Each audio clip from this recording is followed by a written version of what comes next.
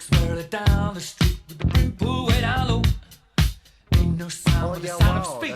Machine guns ready to go. Are you ready? Hey, are you ready for this? Are you hanging on the edge of your seat?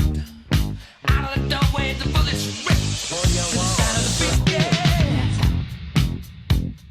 Another one bites the dust. Another one bites the dust. And another one gone, and another one gone. Another one bites the dust, hey. Hey, I'm gonna get you too. Another one bites the dust. Oh yeah, wow, that's very cool. Oh yeah, wow, that's very cool.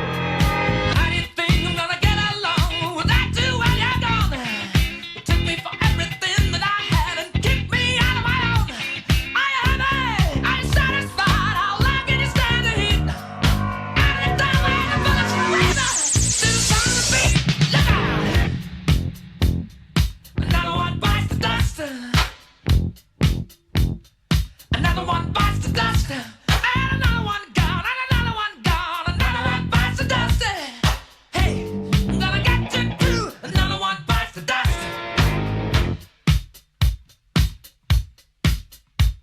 Hey!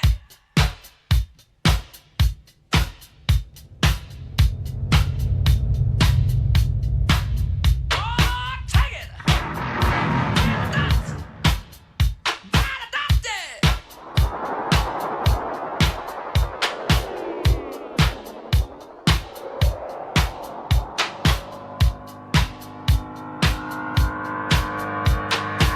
Oh yeah, wow, that's very cool.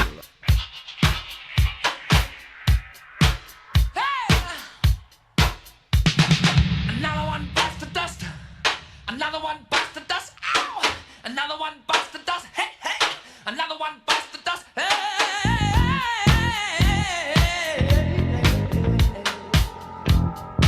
Ooh, shut up. There are plenty of ways that you can hurt a man and bring him to the ground. You can beat him, you can cheat him, you can treat him bad, you leave him when he's down. But I'm ready, yes, I'm ready for you. I'm standing on my own two feet. Out the doorway, the bullets ring, repeating in the sound of beats. Oh yeah. Another one bites the dust. Another one bites the dust. And another one gone. And another Oh one yeah, gone. wow, that's Another very one cool. bites the dust. Welcome to America C for Coachella dancing. Another one bites the dust. Shoot out.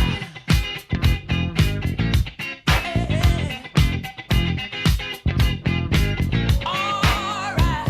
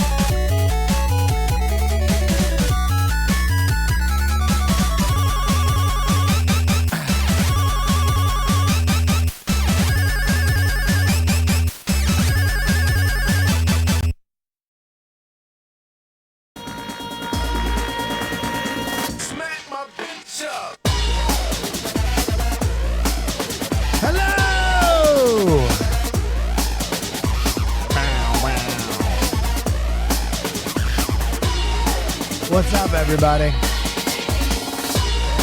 Picture, smack my picture. Golly. There are a lot of you here early in the stream.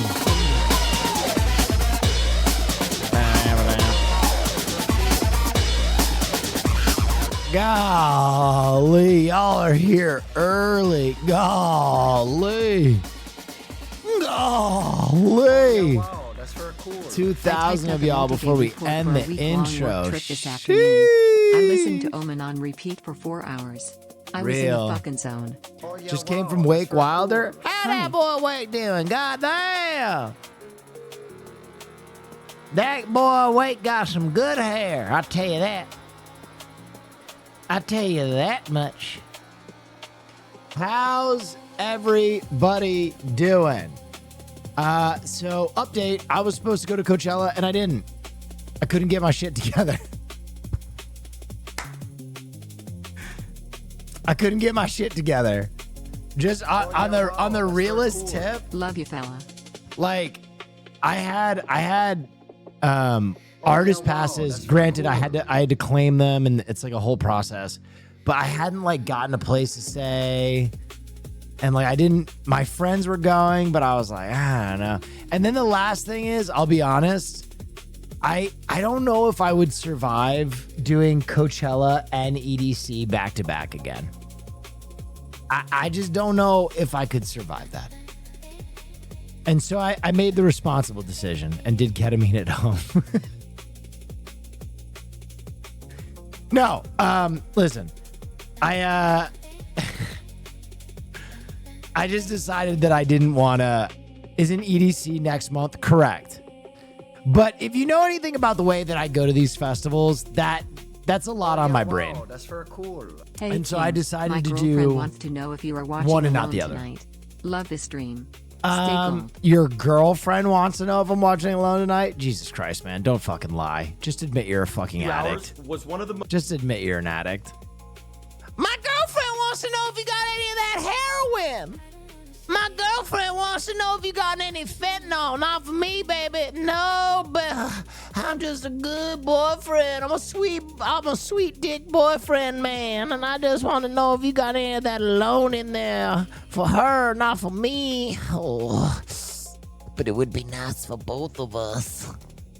What's her name? Chat, wow, chat, that's very Anna. cool. Chat Cheers it. to 6 Chat years, it. big dog. Thanks for name's all the Chat great It. nights. Thanks for giving us your all, even when Oh, we come drive you on, baby. insane. Give me some of that Natural. loan. I suck your dick, man. I suck your dick. 110 stream streak? Damn. That's like over a half a year of my streams. That's crazy. You're locked in. Ooh, baby. You got any of that loan? I'll suck your dick. Oh yeah, wow, that's Little very Neff cool. maxing? 18 Hell months yeah. with my favorite I hit streamer. 160 on a Love you, song Bob. today. Ban Have that you seen guy. the Absolute Green Arrow #1 cover coming Their out brain in is May? just their brain is broken. They can't fit in anywhere. You can't bring that guy to parties anymore. His brain's destroyed. Oh yeah, wow, that's very cool. Check 55 him hard wins drive. and counting. This is the best late night stream out there now. That guy's probably You play doing Pokemon domestic Champions terrorism. yet, King? He's got Oh, yeah, plans wow, to make a that's very pipe bomb cool. on his computer. Alone? Get him out of Okay, here. back to lurking it though. Thank you, thank you, thank you. Yes, we will watch Alone later. Yes, yes, yes, yes. Well, we had a bit of bad gamba on the horse yeah, game. wow, God, that's I want to very play cool. this game again. You're doing great, but you unfortunately appear to be betting on little Do you see the Ruben Bain stuff? Yeah, dude, it's very strange. We'll talk about that in a second. blocks of cream cheese. If this hits, it's 1,000 and we're out. His fucking our pets' heads are falling off.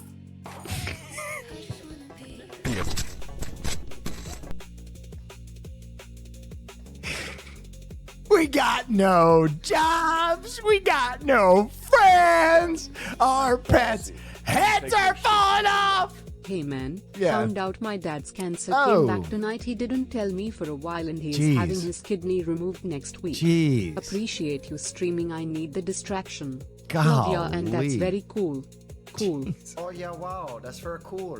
I've reached 162 streak for Hassan's stream. Send help. 162?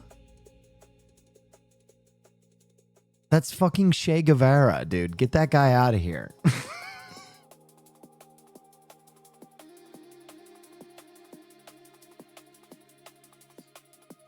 But, dude, you know what? I'm just bitter. I'm bitter that how long have I been supporting that fucking piece of shit and more of his audience doesn't show up for me every night? I'm bitter. Son of a bitch. Thank you, failed debutante.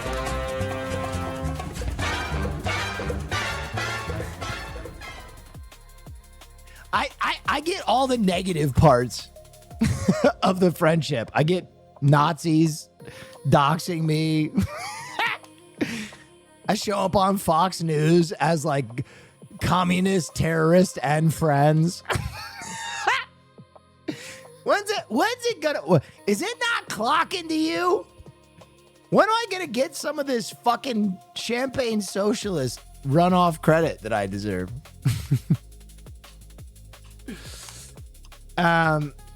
Oh, fuck. But Hassan doesn't get ad revenue. Real. That's real. That's true. That's true. You're right. By the way, this is all humor. I'm just being silly. That's Oh, how yeah, best friends wow, go. that's very Real. cool. Went to Vegas over the weekend and went I full ask sex him zone, to got raid you my all the drinks time. paid for, Don't so do I that. show up and show out for you. Don't Nephilim. do that. I'm being silly. I'm being funny.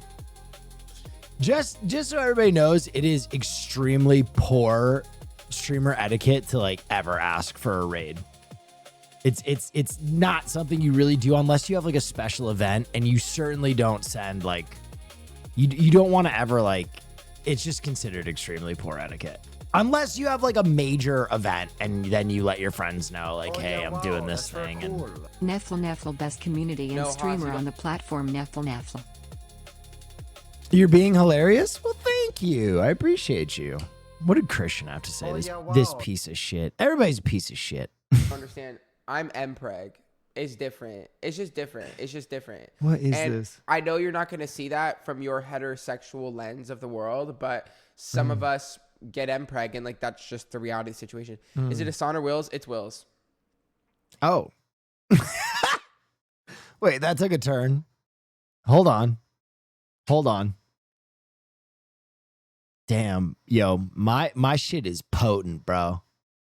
My shit is potent when I'm getting little fucking twinks pregnant with my seed. You know I got that I got them green beret fucking swimmers. Yo, bro, you a fan of drum and bass? Absolutely. I don't know what it is to all my ADHD heads out there, all my neurodivergent heads. Something about liquid drum and bass is almost like Adderall for me. Like when I'm doing other stuff, I just listen to Liquid all the time and it helps me lock in so hard.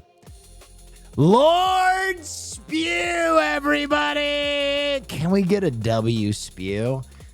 Listen, I can't spoil anything. I can't ruin anything, but Spew's back in the lab, ladies and gentlemen. Spew is back in the lab. That's all I'm going to say. Get ready for that next Spew project. He's back in the lab. He's at the... tastes delicious. The meth lab? Yeah, Oh, that's yeah, what I wow, meant. That's very cool. Thanks Yes. for the laughs the last year and a half, Nefl. You're welcome. Thank you, Jifty. New friend slop. Dude, the friend slop, it's a friend slop renaissance right now. What is this Attack on Titan? Friend slop trailer for Titan Hunters, an upcoming 1 to 4 player co-op action game where players work together to defend a castle against giant titans. This is Attack on Titan. Wow, that's very cool. He can't hear us, right? Nah, we cool. Movement, device, and lack of whole natural. Thank you, thank you, thank you. Is this a Coxzilla? Oh, there's one. Load it! Eat this, you red meat mother! Yo, check it. So you want to go? I mean, I don't know. Let me just get my... Oh, shinies! Oh, friend slop. Okay, size does matter. Oh my god. Dude, you're looking so weird. Incoming! Okay, this looks pretty fun. We were gonna play a fishing friend slop game tonight. A little fishing. Did you see this kickboxing clip? Yeah, that's old. The Chun-Li, IRL Chun-Li. All right, we have some pressing events to talk about. Pressing events. Oh yeah, wow. Happy that's very Brochella cool. to all those Happy who celebrate Brochella to real. all who celebrate. First and foremost, we have to talk about. Oh, yeah, wow, that's Go very ahead. Cool. Been having some really enriching experiences Oh. recently that have made me excited for the future for the Okay. first time in a long time. All right. Thanks for being so positive and motivating, mixed in with the funniest streams on Twitch. Oh, now. thank you, Zesty. I mean, I think you're insinuating that my stream motivated you to be a better person. I don't know. I'm just gonna read between the lines there. I'll take that. No, okay. So first things first. Bieberchella. So I don't know if you guys have been following Coachella news, but I've actually been having insane FOMO because by all accounts, this Coachella has been a high watermark, right? Like all the performances have been really great. Teddy Swims brought out fucking Van Halen, which is crazy. Slater's performance looked insane. 9 Inch Noise looked insane. Everything has been like, as I said, a high watermark for Coachella. Except last night, Justin Bieber came out and gave us nothing. I was at a friend's birthday party. And all the girls we were with wanted to watch Bieber. So the boys were, we were up to shenanigans. We were doing dumb stuff. What's up, Austin Show? How you doing? And they had the Bieber performance on. And there was like this creeping dread where every song that went by, everybody there was kind of like, this can't be what the set is. This can't, like, it has to ramp up at some point.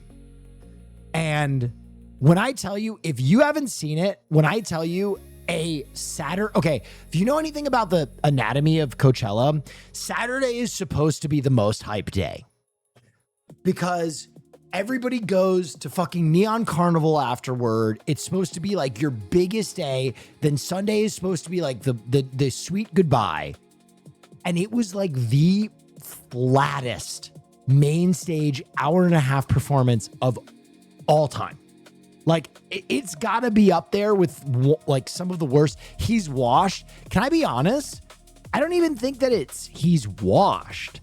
I thought people loved it. No, yeah, people loved it in the same way that like North Koreans love when the Uns do anything. You know what I mean? Like fanatics loved it. You know what I mean? They're like, oh, glorious leader, thank you for this famine. Oh God, the hunger refines my love for you, glorious leader. Love like you, that man. is Thanks who for the enjoyed vibes.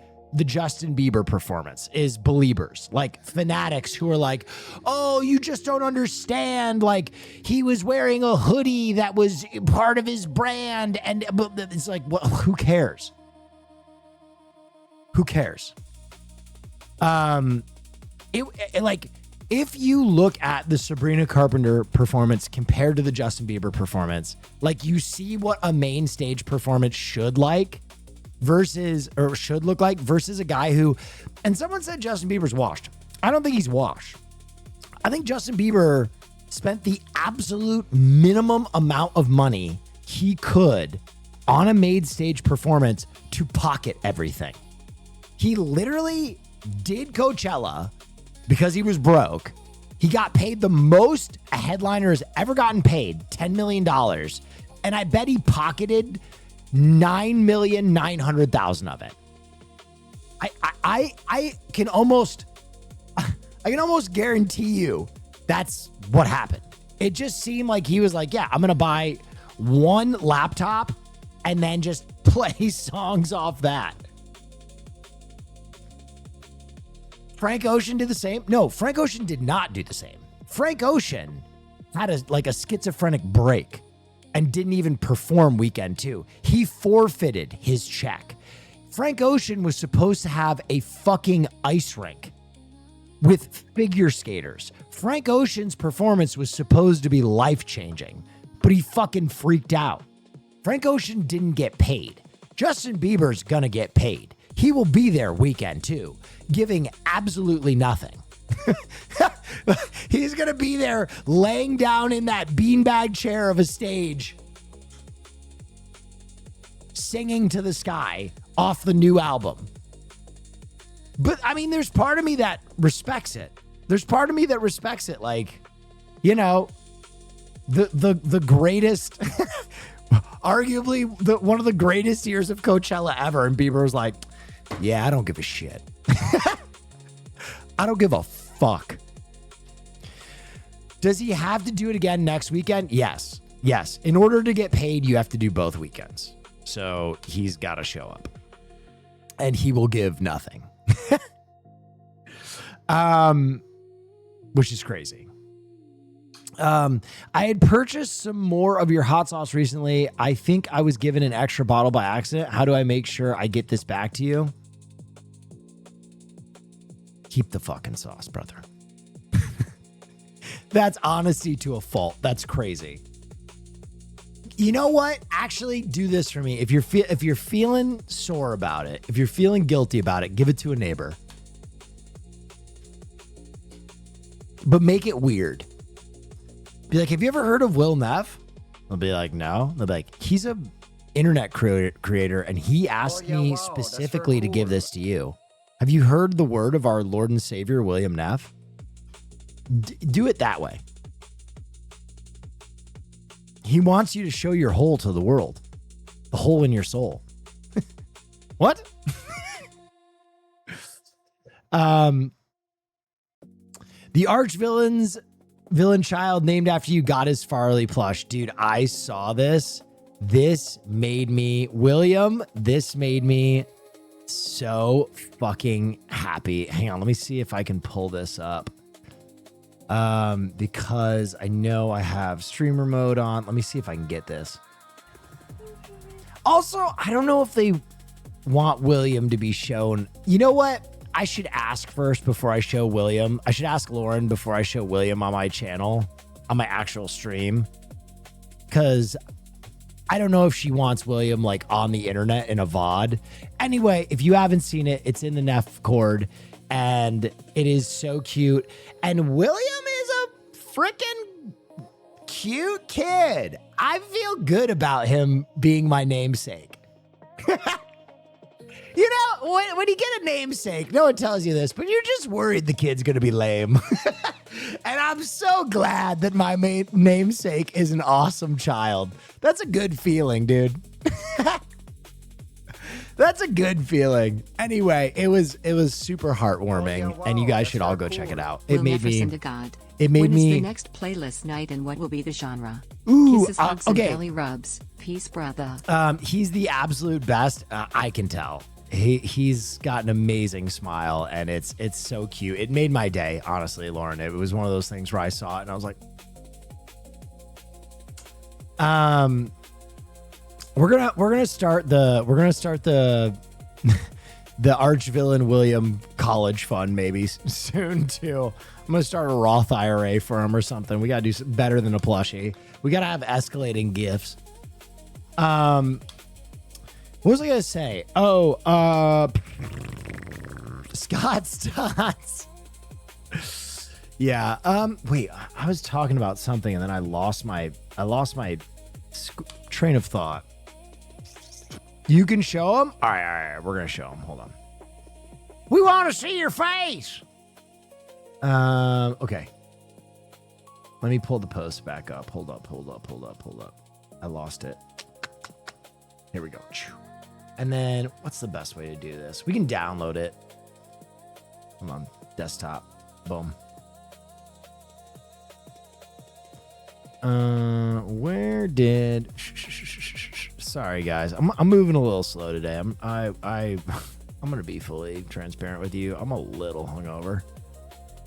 You know, I'm a little hungover. You guys know what it is, okay? Oh no! Oh God! I just pressed update Discord. I blew it. Why are you like this, Discord?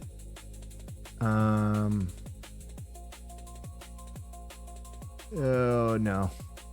Oh God. All right, what if I did this?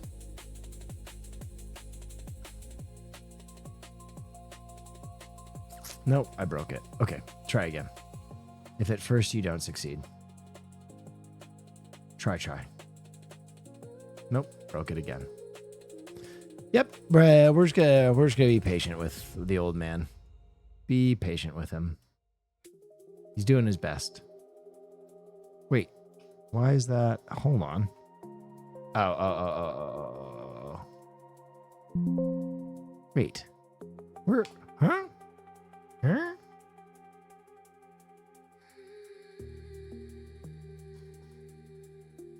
Wait.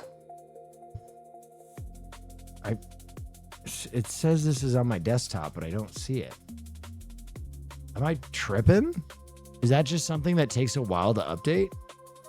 I feel like I'm tripping.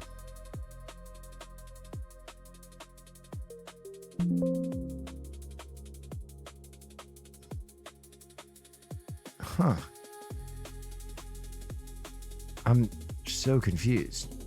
It says it's on my desktop, but it's not. Okay, I found it. Here we go. Here's William. There's William! Yeah! Look at that dude. Look at that dude.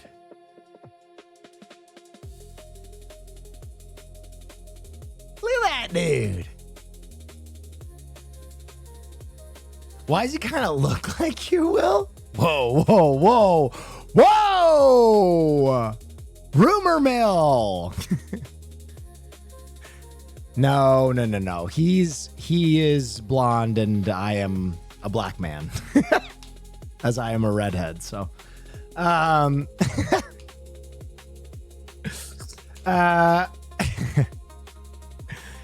anywho. Oh, I know what I wanted to talk about. I'm sorry. I'm gonna kind of just work through. I'm gonna kind of work through. My husband looks like you, to be honest. Whoa! Hey, you got good taste. I was gonna work through what I want to talk about. The first one, is Ruben Bain. I just want to talk about Ruben Bain quick. We'll get this out of the way. This is for the football heads. I know people wanted me to talk about it, so I'm going to talk about it. Ruben Bain, the number 3 prospect in the draft this upcoming year. We have a Laramie Tunsil situation. If you don't know what that is, it's where one of the top draft prospects basically gets a story outed about them right before the draft and potentially tanks their draft stock. So, for those of you who don't speak football, basically this is one of the best college football players in the nation. The nation! And he was supposed to go within the first 4 picks of the draft, guaranteed. But as of today, Ruben Bain was linked to a 2024 car crash in Miami that left the passenger of his car fatally injured. And so we really don't know too much about this incident other than that he was operating the vehicle in a careless or negligent manner. We don't really know how this is going to affect Bain in terms of the draft. We don't know how it's going to affect Bain in terms of, if he will face major repercussion for this. The charges were dropped. Yes, the charges were dropped, but he has now been kind of flagged as a character risk guy. So we don't know if he will still go in those first draft picks. Now, the interesting thing is, I'm sure there are a lot of teams, namely the Philadelphia Eagles, that want him to drop in the draft now. This is like a Philadelphia Eagles dream situation. This is what happens for the Birds every single year, is there's like one amazing prospect that literally falls down the board for whatever reason. And Howie Roseman just goes, gotcha, bitch. So that is a very likely scenario. The other thing that happens over the weekend that was fucking awesome. I don't know if you guys care. I don't know if you guys like boxing at all, but my favorite heavyweight boxer of all time, the Gypsy King, Tyson Fury, came back and absolutely beat the fucking doors off his opponent for 12 rounds. And it was so fucking fun to watch. He's my favorite boxer of all time. Him donating half of his purse to mental health research and support is one of the coolest things that I think a heavyweight boxer has ever done. He's the man. He's the fucking man. He's a bizarre character and he's a gift to the sport. And I'm glad that he's back. And it was a fucking pleasure to watch him because I was in traffic and I just got to watch him fight again, which was a fucking pleasure. Update. This is fun. I just have so much shit to talk about after I take time off. Look at this. It just rolls off the tongue.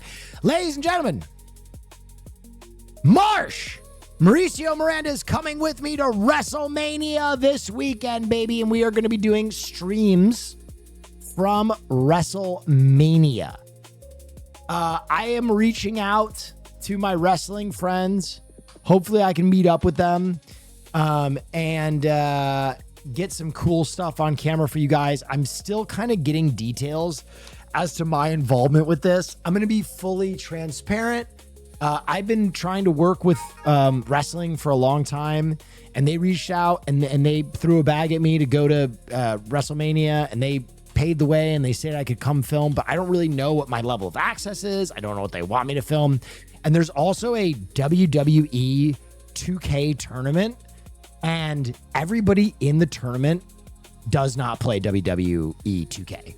It's like Stephen A. Smith, some basketball players, some football players, and I know they don't play WWE. I know they don't. So if I get in this tournament, I'm going to go absolutely rodeo on them. My dream is to play Stephen A. Smith, body him, and then be like, that one's for the Jets, bitch. Just absolutely sweat all over my joysticks. But yeah, that's going to be really fun. Side note, I know I have been lacking on the YouTube, and I know part of it is that I have been so time poor. But there are a lot of things that are going to be happening soon that have been the product of a lot of work. I think you're likely to see more Dungeons and Dragons in the immediate future. I think you are likely to see maybe some more voice acting from me in the immediate future. I think you are likely to see maybe some more music stuff. A lot of stuff that I have been working on for a long time is starting to fall in line. So I have more time to kind of focus on myself again, right? Working with the Jets, working with WWE. It's going to be really nice. So 2 things that you're likely to see in the very immediate future is first, Fridays are now YouTube days. So from this point forward, every Friday stream is going to be Ludwigified, where it is going to be like a mission or game-based or theme-based stream with the intention of making a YouTube video out of it. So I need you guys to show up and be on your most whimsical behavior on Fridays, because that's going to be a big push moving forward. And the next thing is I think I'm going to start doing one-on-one interviews with other creators I like on weekends, maybe on Sundays, where like I sit down and do a long form discussion because I feel like I get really good stuff out of people and I want kind of like exclusive access to other creators to just talk to them and kind of do a long form conversation. Because whenever I have like a Christian or an Austin or a Wake over, I have a really great conversation with them. And so, yeah, I think those things are going to come up soon. Late Night with Cutie Cinderella. Does she still do that show or did she stop? What's your most whimsical emote? Fisto, probably. You're describing a podcats. I don't know what a podcats is, but I think you were trying to be dismissive and write podcast and failed, that's very cool. which is Hell funny yeah, Will. You're that who I in your started effort to watching be after Hassan, dismissive, but now I'm you more looked excited silly. for you these days. Congrats. Thank man. you. Thank you so much. I appreciate that. Oh, yeah, wow, that's very cool. Love ya. Hotel for dogs, hotel for dogs, hotel for dogs, Hotel for dogs, hotel for dogs. hotel for Prodigy dogs. this week. Wait a minute. What? What are you talking? Wait, what are you talking about? What do you mean this week? What do you mean this week? What are you talking about?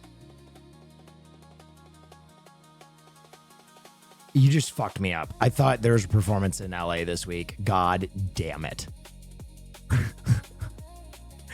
Oh my, I almost blew my brains out. That's very cool. Sorry, Everyone next just saw month. the Vincent D'Onofrio interview where he talked about his roach alien from Men in Black and how Sonnenfeld wanted his take on the character to be a mystery, and the result was him hating it when they finally started filming. Do you know why a director would play mystery box like this? Wait a minute. Sonnenfeld hated D'Onofrio's version of the character? Is that real?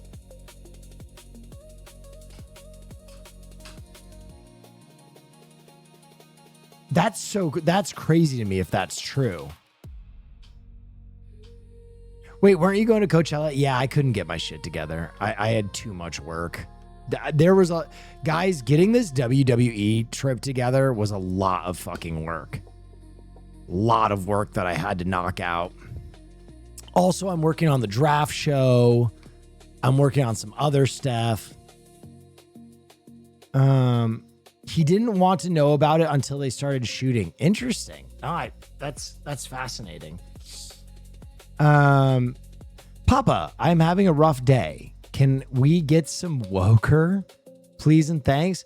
Oh God, I mean, that's like asking me to fuck on command. Woker, he has to respond to something. Do you know how I got these chatters? I'm friends with a socialist, but not just any socialist. They call him the Joe Rogan of the left. His name's Hassan Piker, and every time he talks about moving the Overton window to the left, everybody goes crazy. Okay, Caroline says dinner is done. I'm going to put her on stream. I'm going to go get some Korean fried chicken, and I'll be right back. Hold on. Boom. Boom. Boom. Let's get this soaking. Do it like the Mormons do and get a nice soak there. Okay. All right. Let's do the sauce. Add the crispy chicken to a bowl, pour in half the sauce, toss until fully coated, adding more sauce. Woohoo! All right, let's see. Let's see how this is. Did you go air fryer? No, I went, Woo, that looks good. hold on. I went oven. Oven? Yeah. That's crazy. You're crazy. Okay, so the rice is done. If you want to go grab. With my hands? Yeah, with your bare hands. What do you want me to put in a bowl? Yep. Put the rice in a bowl for yourself. Oh, that's like I'm gonna eat out of. Yeah. Bowl that you're gonna eat out of. You might need to fluff the rice a bit. Okay, and then we're tossing this, and then you add more sauce as needed. And you know what? I'm just gonna fucking do it. I'm just gonna add all the sauce. We need it. Yummy! Yummy! I did forget to take the chicken out, so it might be a little... We need to take it out. Take it out of what? My alarm went off, and I said, yep, the chicken's done. And then I left it in for a little bit extra. Okay. Because I forgot. But I'm ready. I think it's okay. I'm ready to eat some shit. Okay, is the rice all right, or is it bad? Good.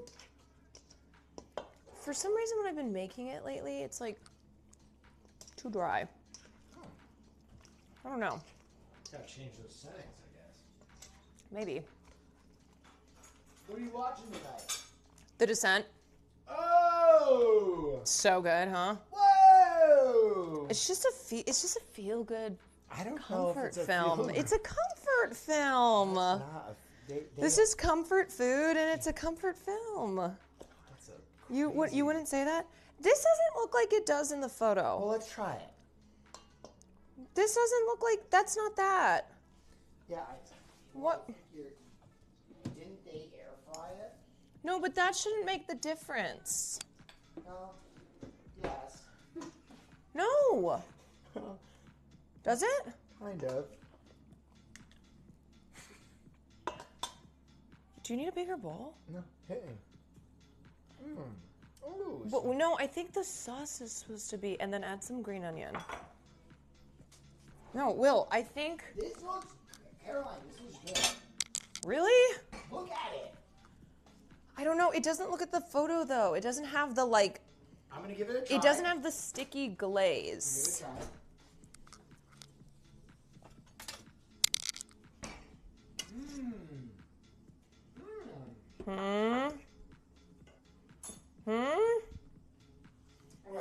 Okay. I feel like I can't figure out how to do glaze. Honest take. Flavors are good. Chicken is good. It is good. The only thing is, because you put it in the oven, it doesn't have like crunch.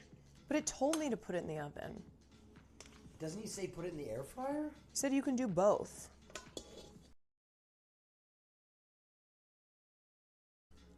So I just decided to do the. I mean, it's good. But it doesn't have that like. Oops. You know what I mean when you look at the photo? It's thicker. Like the sauce on it should be thicker. This is good though. Okay, let me try. Hold on. It's good. It's okay. Is it this guy's fault? Oh yeah, wow, that's very cool. Because it's not his recipe. He's just one of those Instagram guys who makes, you know. It's pretty good though. So it is that guy's fault, right? Yes. Okay. This is good. Yeah? It's okay. I mean, I got a bunch of these. That's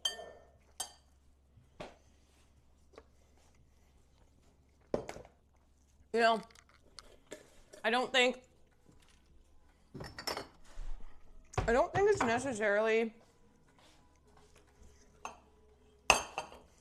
It's not fire, but I also it's not how the photos look. See, the sauce needs Will, to have be. you seen this TikTok? Wait, I wasn't even at my computer. What is this?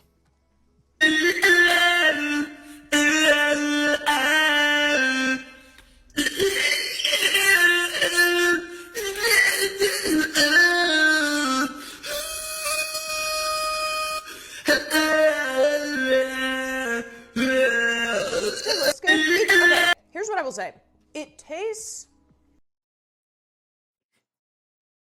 Is this guy for real? He's not even here. Oh, he is here.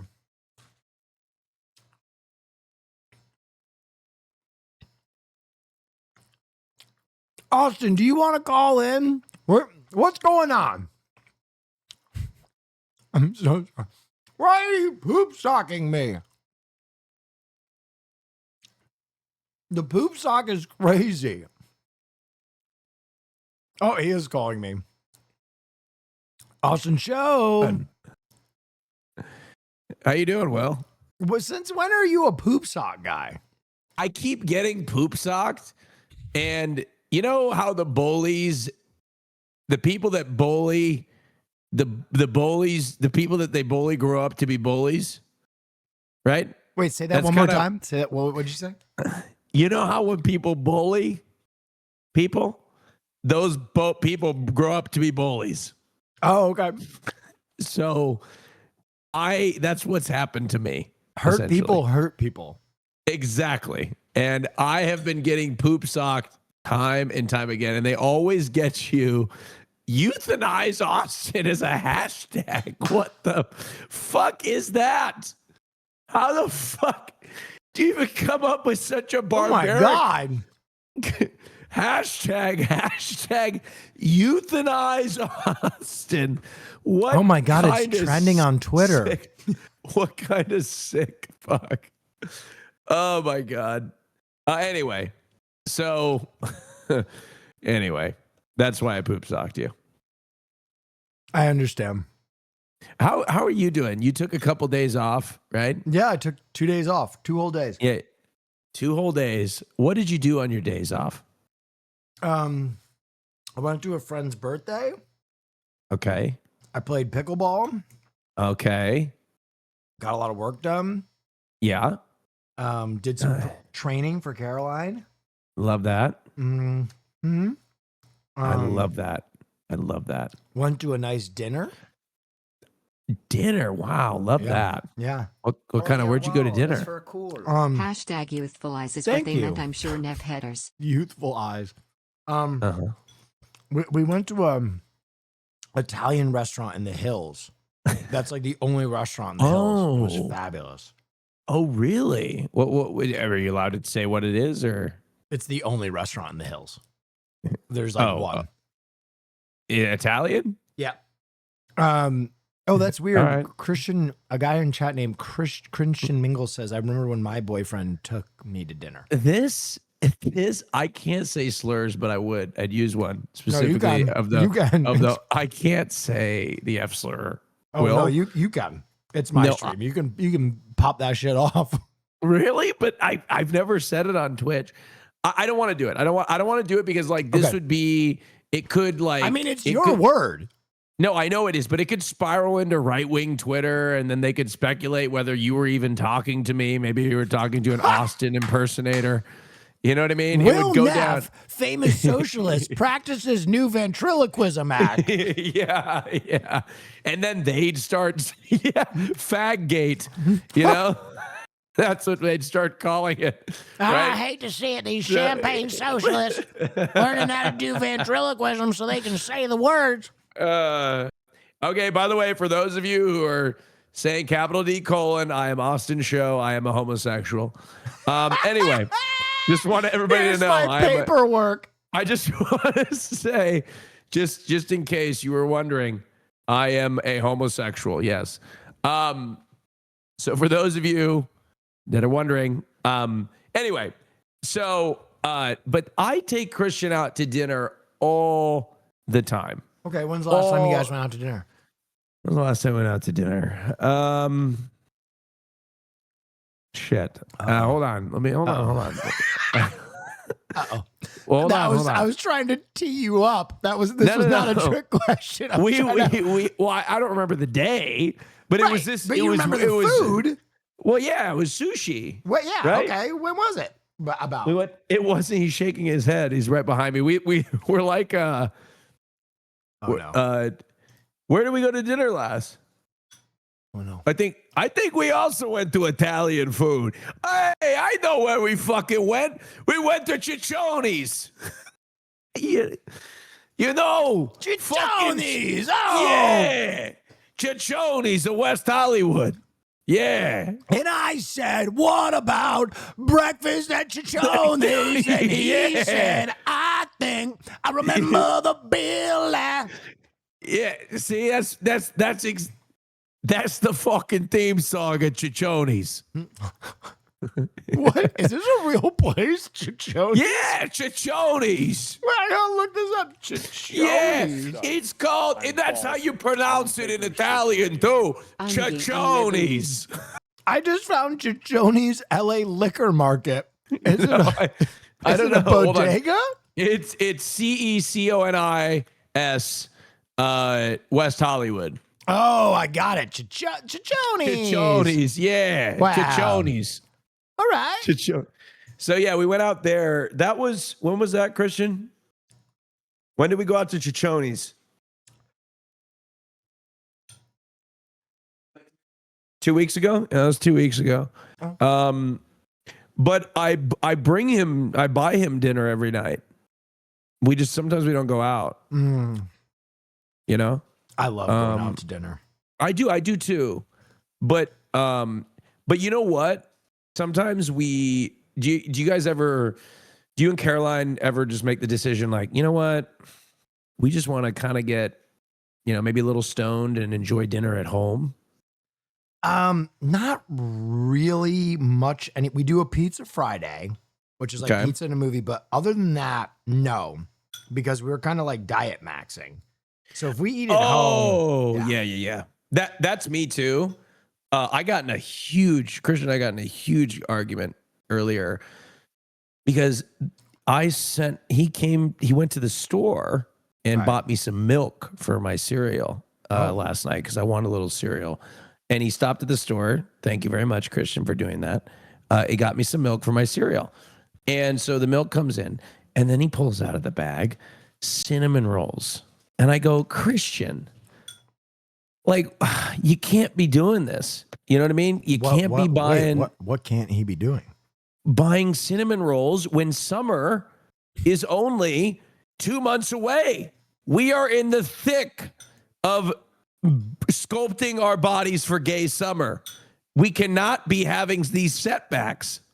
Well, I mean, Do you know what I'm can saying? have a cinnamon roll. You just got to track your calories. I know, but that's the thing is, Will, the reason I don't want to eat a cinnamon roll, because if I start my day with a cinnamon roll, it's fucking over after that. Because as the hours go by, I lose more and more and more inhibition. And it's a war of attrition against me and the delicious food in my pantry. And so I don't starve myself. I eat and time my meals towards the end of the day because I am trying to basically just get to a point where I'm too tired to get up and eat. Right. Oh, so okay. I'm essentially like, I literally have to go until I pass out. Right. Right. So that's why I can't eat a cinnamon roll. Well, Christian's got to learn my method of sometimes there are house snacks and sometimes there are Will snacks. Okay. And the And Will how does that snacks go? stay hidden. See, I think Christian should do that. Somebody said, Austin Show, didn't you break Hassan's toilet? Yes, I did. Is this a new development? Will, do you know the toilet in the bathroom that you sometimes go take a shit in the middle of your hand? You mean the one in his bedroom? Wait, you shit in his bedroom? Yes. I had no idea you did that. Oh, absolutely. Oh my God, that's so funny. I thought you were using one of the guest rooms. No. I didn't know you were shitting in his bathroom. Well, yeah. It's got a bidet. I'll be honest with you. Yeah, they all have bidets. Right. All the he's toilets got a have better bidet. bidets. I didn't. It's a I more didn't know. comfortable bathroom. I didn't know that. That's so... Well, you know what? To be honest with you, after last Can I be episode... honest why I do that? He's got paper Why? thin doors. Yeah. Yeah, he does. I'm sorry. If you have a door that you can hear through, I'm Yeah. not going to shit in that bathroom. That's crazy. Especially when there's like fair. 8 people in the house. You want me to go into a bathroom Yeah. with just a fucking piece of piece of rice paper between me and someone hearing me absolutely burn the porcelain. No, I have too much class for that. I'm going up to an isolated area and I'm shitting in his bedroom.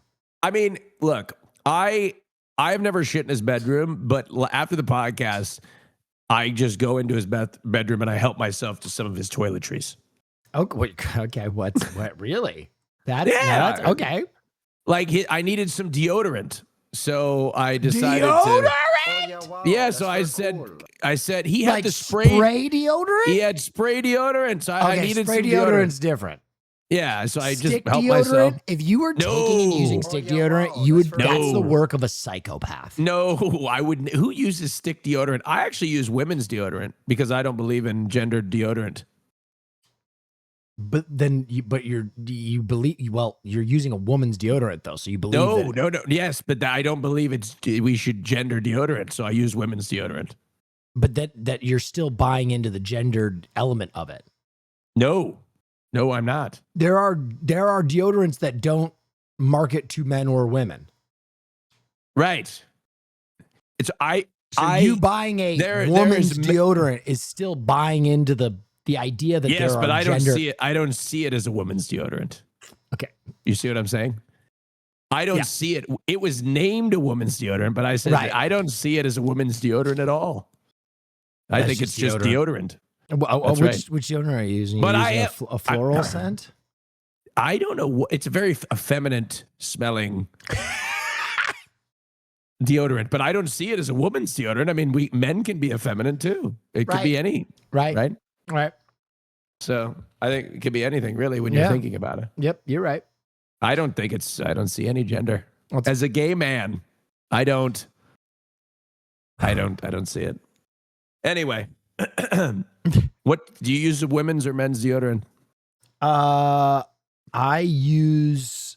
It depends on. I use solid stick deodorant for like when I'm doing something athletic, and I use spray deodorant when I'm going out. Oh, okay. But I use a non-gendered spray deodorant. I use Dove. Why is Jessica Tarlov upset that you called me? Why did you call Austin? I don't know. Is this I'm one guide right now, or one gald? Wait, Jessica Tarlov, isn't she from Fox News? She's an American political consultant. Well, that can't be the actual Jessica Tarlov. That'd be strange. So about the toilet, what happened? So I was going to the bathroom and I went to sit down because I sit when I pee. Right. Wait, you broke the toilet peeing? And I sit when I pee, and I pulled the lid up and the entire toilet seat came off of the toilet. Which is just insane. Right. Like his house is built out of paper mache. Right. Like it's ridiculous. Like I don't care what you think of me. It is insane that I picked up the toilet seat and the entire toilet seat came off. Right. Right.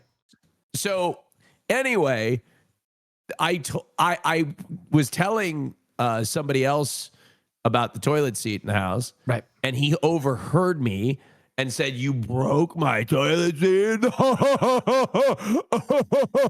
You know how he sounds. And anyway, he calls me in, and he calls you into the scene of the crime?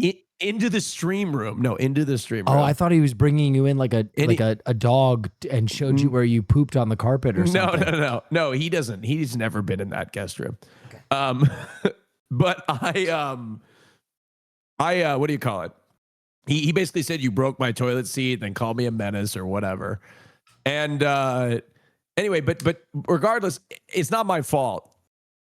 I don't think breaking a toilet seat I didn't even break it. It was that way. It should be able to sustain that sort of motion. That level of trauma. Yeah. Also, I had a bone to pick, a podcast. Am I taking up too much time? No. Are you sure? Is this Sunday. entertainment for your stream? Yeah. I always want to make sure this is a valuable segment, right? I don't want this to be a thing where you're like, God, we got to move on from this. No, if it ever crosses that point, you just send me a text message, say, Austin, it's time to show yourself out, and with dignity, I'll leave. Right? I just want to make sure that with my head held high. Hold on a second, will. guys. I got to send a text. Okay. Wait, are you? No. Now I'm starting to get a little insecure. No. Anyway, there's a segment on the Fearan podcast Patreon that got clipped out and put out into the world. Okay. And I'd like to clarify something here. I was going through the airport, and there was this older gentleman wheeling his father through the airport from security. Then they went into the lounge, and then they got wheeled onto the plane. And when I got on the plane, the older man was the guy that was wheeling his father was sitting in first class, and his father was in coach. Right. And I thought this was a little, I thought it was a little disturbing. You thought it was gauche. Yeah, exactly. I was like, you should probably give your seat to your dad. Anyway, I went to the clip, and they didn't include the fact that I saw him in other parts of the airport. So everybody's like, oh, yeah, it was just some random guy that helped this old guy onto a plane, and I look like an asshole, and they don't even think they're related. But I want to let you know something, that I'm coming to you with full confidence that these people are related, okay? These people are related, okay? And at least one of them voted for Donald Trump. Oh. Yeah. How? Okay. And you're just vibing that. That is a vibe, but they're definitely related. You know what? I'm not sure if they're related. They were definitely together. Oh. They weren't together. Like romantic. No, not romantically together. Why can't we be lovers if we can be friends? I mean, it would have, they could have been together, but they weren't, Can I, you know what I mean? Can I pose something to you? Yeah. Maybe one of them just got upgraded. Yes, but no. See, here's where you're wrong. Okay, so what would you do in a situation? You're flying with your father who's in a wheelchair. Right. And you get upgraded. Can I be honest? What would you do? If my parent maybe had dementia and I was their full-time caregiver, maybe that 2 hours on the plane just to reset, would feel like, man, maybe I need that. So you just put your elderly. It's you can't. 2 hours. He's got flight attendants taking care of him. It's you not can't like you're loading him on the train to Auschwitz. He's riding fucking normal fare on a 2-hour flight. You can put him. You can relax in the back, and then in fact, why wouldn't you want to put your elderly father in the hands of flight attendants who are going to enjoy the free champagne? They're not going to take care of him in coach. Your father with Alzheimer's, full of champagne, he can't even remember how many he's had. I'll be honest with you, my grandmother had dementia, and we got into it. We had to stop her from drinking because she lived at this facility. Yes. And she got drunk. I had an aunt, and we had to cut her off because she would just start fucking. She'd be like, I always like to have one Cosmo. 5 Cosmos later, and we got a problem. Well, the problem is my grandma loved an old fashioned, and she used to drive a hover round chair. Exactly. And so no, but this is funny. So we had to turn her hover round all the way down because to like a slow pace. No, they had to slow it down because my grandmother one day got drifting drunk around corners. No, she got drunk and ran over her friend who had a walker. Okay, so not Margaret. No, Holly. She ran over Holly. She ran over Holly. But the funniest thing is both Holly and my grandmother had dementia. So by the time anybody responded, they both forgot what the fuck happened. Oh my God. No, it was crazy. There were so many funny stories. My grandmother, one time, my aunt was sitting at a table with, my grandma sat with a bunch of her friends, and they all had dementia. And so they met literally every night. It was for the first time. 3 short hours. And so they all kind of sat together. My aunt was at the table, and I went and took their orders. So much. Thank you. Because I was a waiter at the time. And I said, my grandma, as I walk away, she says, I remember the day he was in diapers. And then one of the other ladies didn't put 2 and 2 together that I was her grandson. Oh. And she looks at my grandma and goes, That is so strange. Because she had no idea. She had no idea that she had forgot that lady had not put 2 and 2 together. Dude, my mom got into a crazy dementia situation this last week. Oh, really? That was like, what happened? So she lives in like a much older community in the South. Yeah, right. And she was going to do some grocery shopping. And as she was going in, there was an older woman just sprawled out in the parking lot. Oh. And she was like, ma'am, can I... Naked? No. No. She had just fallen. Oh. I don't know. What? I don't know. Maybe she was out. Maybe she was out of her mind. She stripped her clothes. Spread eagle. I said spread out. Oh, I thought you said sprawled out. Okay. And I was like, that's such an interesting adjective to use for a woman who has fallen in a parking lot. Yeah. So she had fallen in the parking lot, and my mom took her to the hospital, right? Yeah, of course, naturally. And then she was kind of like waiting on her, and she had all this woman's groceries. Yeah. And she went in, and she was like, hey, I have your groceries. What do you want me to do with these? And the woman thought that she was her friend from like England. Oh no. And my mom was like, no. And my mom basically got stuck figuring out like who this woman was and like who her next of kin was. And she was doing this for like 2 days. Oh my God. Jesus know. Christ. And they couldn't I mean, she figured it out eventually, right? Yeah. Yeah. We had to, my grandmother we had to take her car keys, obviously, away from her. I don't know why. It's not funny, but like, it's just, she ran over Holly with her fucking hover round. You can't put her behind the wheel of a Tesla. Right. But she got lost one day really close to her house. And it was just like, that's when we were like, okay, we got to take the keys away. But God bless her. She was a wonderful woman. She would be 101 years old if she was still alive. Bless her. She was. You got to laugh about dementia. Once you've experienced it in your own family, like I'm telling you, humor is the only way you get through it. 100%. It's so bleak. 100%. Like my grandmother used to get so pissed at my grandfather. Would be sitting there at the home that she lived in. She'd be like, why hasn't, and this is a Lebanese grandfather, by the way. This is and why hasn't, I don't want to say his name, visited me? Why hasn't he visited me? This is ridiculous. And, he had been dead for 5 years. And, I was like, so we just go, oh, grandma, well, I don't know. We're going to have to check on that. And it just got easier to just like not acknowledge, because if you told her he died, then she'd relive it every single time, and then we'd just be like, nah, that's our grandma. I don't know. He hasn't been visiting us either. We're going to have to take a look at that. So it's kind of. There was an older couple in Pinehurst, North Carolina that were like legends, legends. And it was a woman named Trudy Rock who was older and her husband used to go up to the hotel every night and he'd order every flavor of ice cream and they called it the Rock Pile.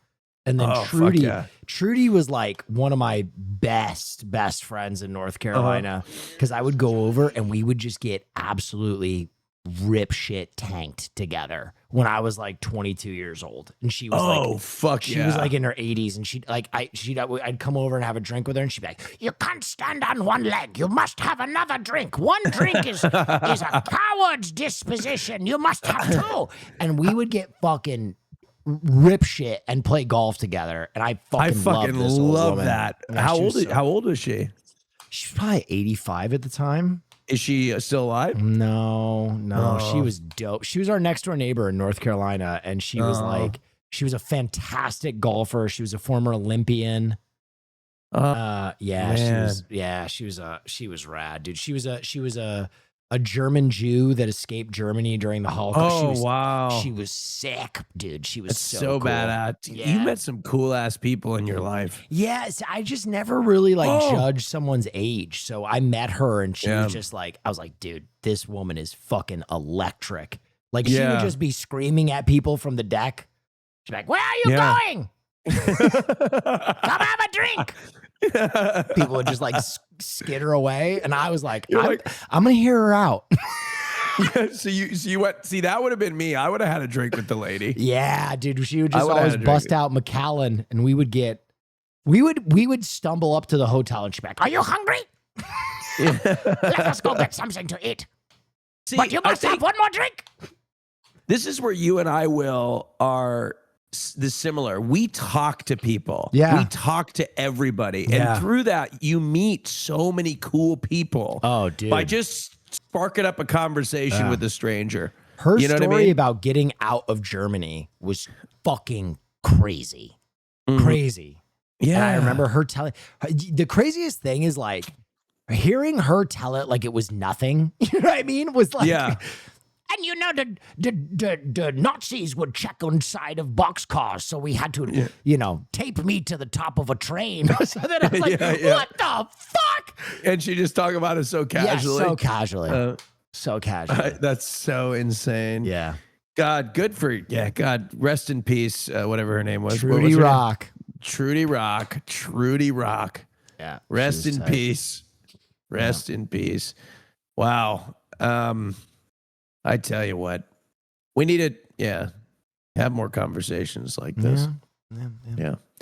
Well, What are you doing with the well, rest of your night, Austin show? Well, I'm gonna eat another meal. I've eaten so well today and yesterday, so I'm just gonna eat another meal. I'm gonna try to, it's a war of attrition. I've already broken into the Cheetos, but I just had a few, and then I put it back, and so I'm like, that's okay, just a few, right? And then so I think I'm gonna probably do that, and then I'm gonna time it just so right when I get tired, I'll eat a little bowl of cereal and then pass out. Yeah, I've been getting real jacked. I'm gonna. lock in, Look at you! I know my arms are crazy right now. Look at that. I'm gonna lock in my diet hardcore 14 days before EDC, and when's EDC? The 15th of next month. Fuck. And I'm gonna lock it the fuck in.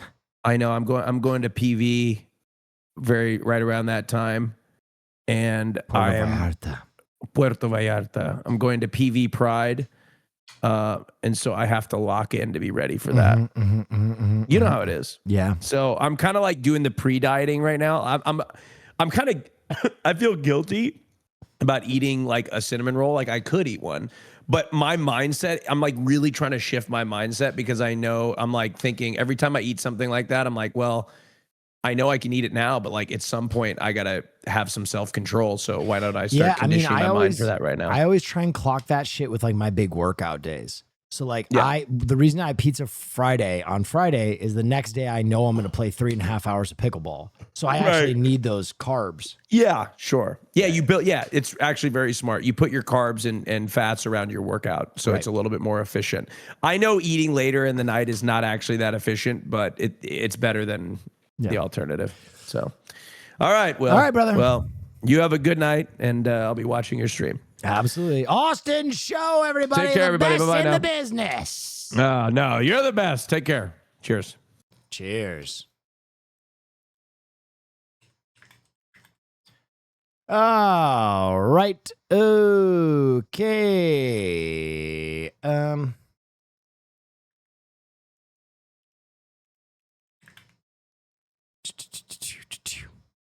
How's everybody doing? Yeah.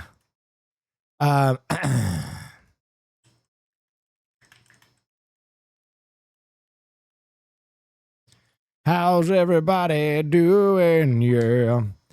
Play with me, Papa. What is this? This is that Kahoot thing again. 10 questions. I'm a stud. I'm ballsy. I don't take no shit from anyone. At will Neff link to the Men in Black part of that Vincent interview from earlier. You don't gotta watch it on stream. I'm not gonna lie. Oh, can I just play solo? Oh, wait. Classic? All right. 10 participants. What the fuck? Okay. What was the OG name of the podcast? Fear and Humiliation? That would have been a great name. It was Fear and Molding. Fear and Mold. Let's see if I can get all these correct. Wait, someone scored better than I did? What the fuck? Oh, it's time sensitive. Okay. Cutie's obsessed with her airline status. False. That's Austin. That's going to be a big round for me. Nice. Who is the glue? Will. I'm the glue guy. Where does Austin reside? Portland, Oregon. Nice. Where does Cutie like to run to? Ooh. Utah? I mean, Disney World would have been correct also. Will has family who sells honey. Nice. I'm way out there now. Which host does not have a dog? Austin Show. He's a cat guy. Which does Hassan not enjoy? Theater, reading, film, music. It's all of the above. He doesn't enjoy any of these. Will is especially good at racket sports.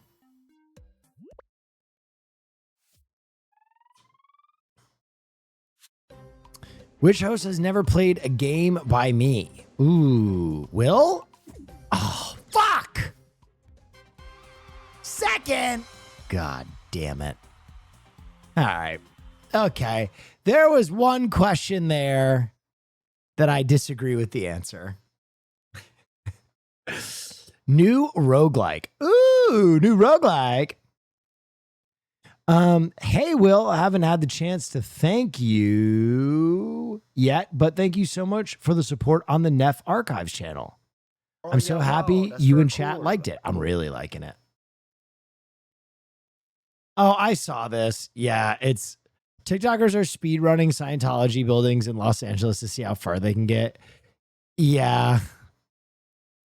I mean, I fucking hate annoying TikTokers, but I guess they're using their absolutely awful behavior for something that's not horrible. I don't know how I feel about that.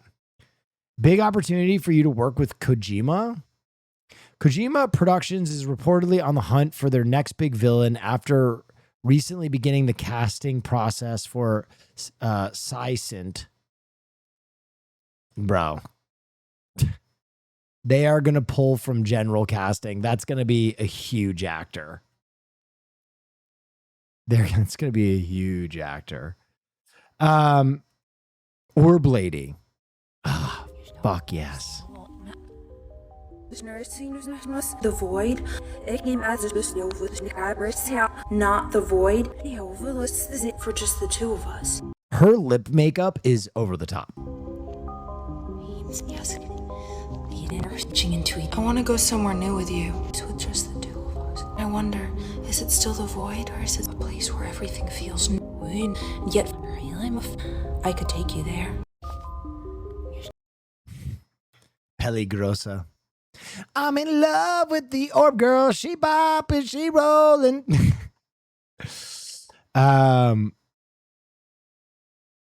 Will, do you think the contestants of Alone would be allowed to take their Wonder Boner as part of their 10 things? A Wonder Boner? Oh, you laugh now. Just watch. You just assemble the Wonder Boner stainless steel rods like this. You take the fish, you find the top of the spine, and you slide him through the ring on the Wonder Boner, and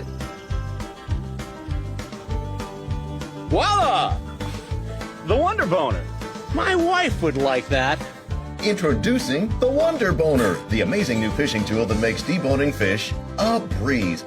The Wonder Boner's unique design removes the bones from trout, char, and whitefish. Simply connect the appropriate size stainless steel rods, start the spine through the ring, and push the fish through. It's that easy. And the Wonder Boner. Why go through the hassle of deboning a fish the old-fashioned way when the Wonder Boner makes deboning fish? Wow. A Wonder Boner. Oh, yeah, wow. That's very Yeah, go cool. ahead. William, Orb Girl on the pod when? As I said, I would have the Orb Girl on, but I honestly think I don't think Orb Girl would want to come on a podcast. I think she deals in mystery. I don't think she would want to come and be her authentic self and ruin the mystique.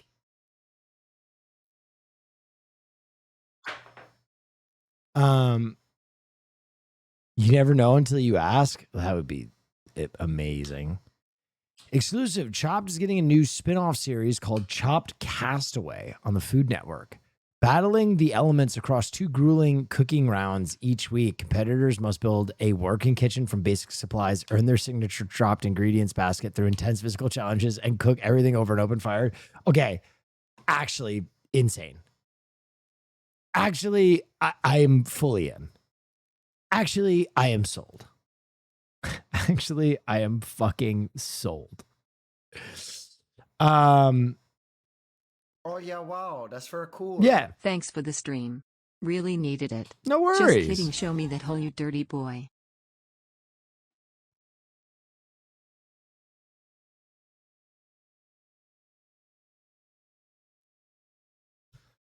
That's crazy. That's crazy. Oh my God. Red panda problem not being talked enough about? Oh my God. Red pandas are the paralysis demon of depression, and the first thing it sees after hearing boss music. The red panda is the cutest thing alive that will take Yes. the lives of other animals. What? We'll get into that. Red pandas are so cute that off instinct I almost don't trust them. They're built like a deliberate distraction from what? What? Give him a briefcase and he looks like he's gonna sell me awful financially crippling insurance, and for the last time I am absolutely on board. The red panda is so adorable, it's Yeah. almost too good to be true. And like healthcare and insurance payouts, they actually are. This What? animal is not what you think it is. The Stop. internet will have you believing it's a wholesome, ginger, chunkus, ooh, raccoon, and panda adjacent, but I know the truth, and I will be exposing them. But first, this video was sponsored by absolutely no one. Except my personal biases, let's get it. First of all, the red panda is the biggest victim of clout jacking in nature. This is actually the Okay. Explain what you mean by that, King. original panda.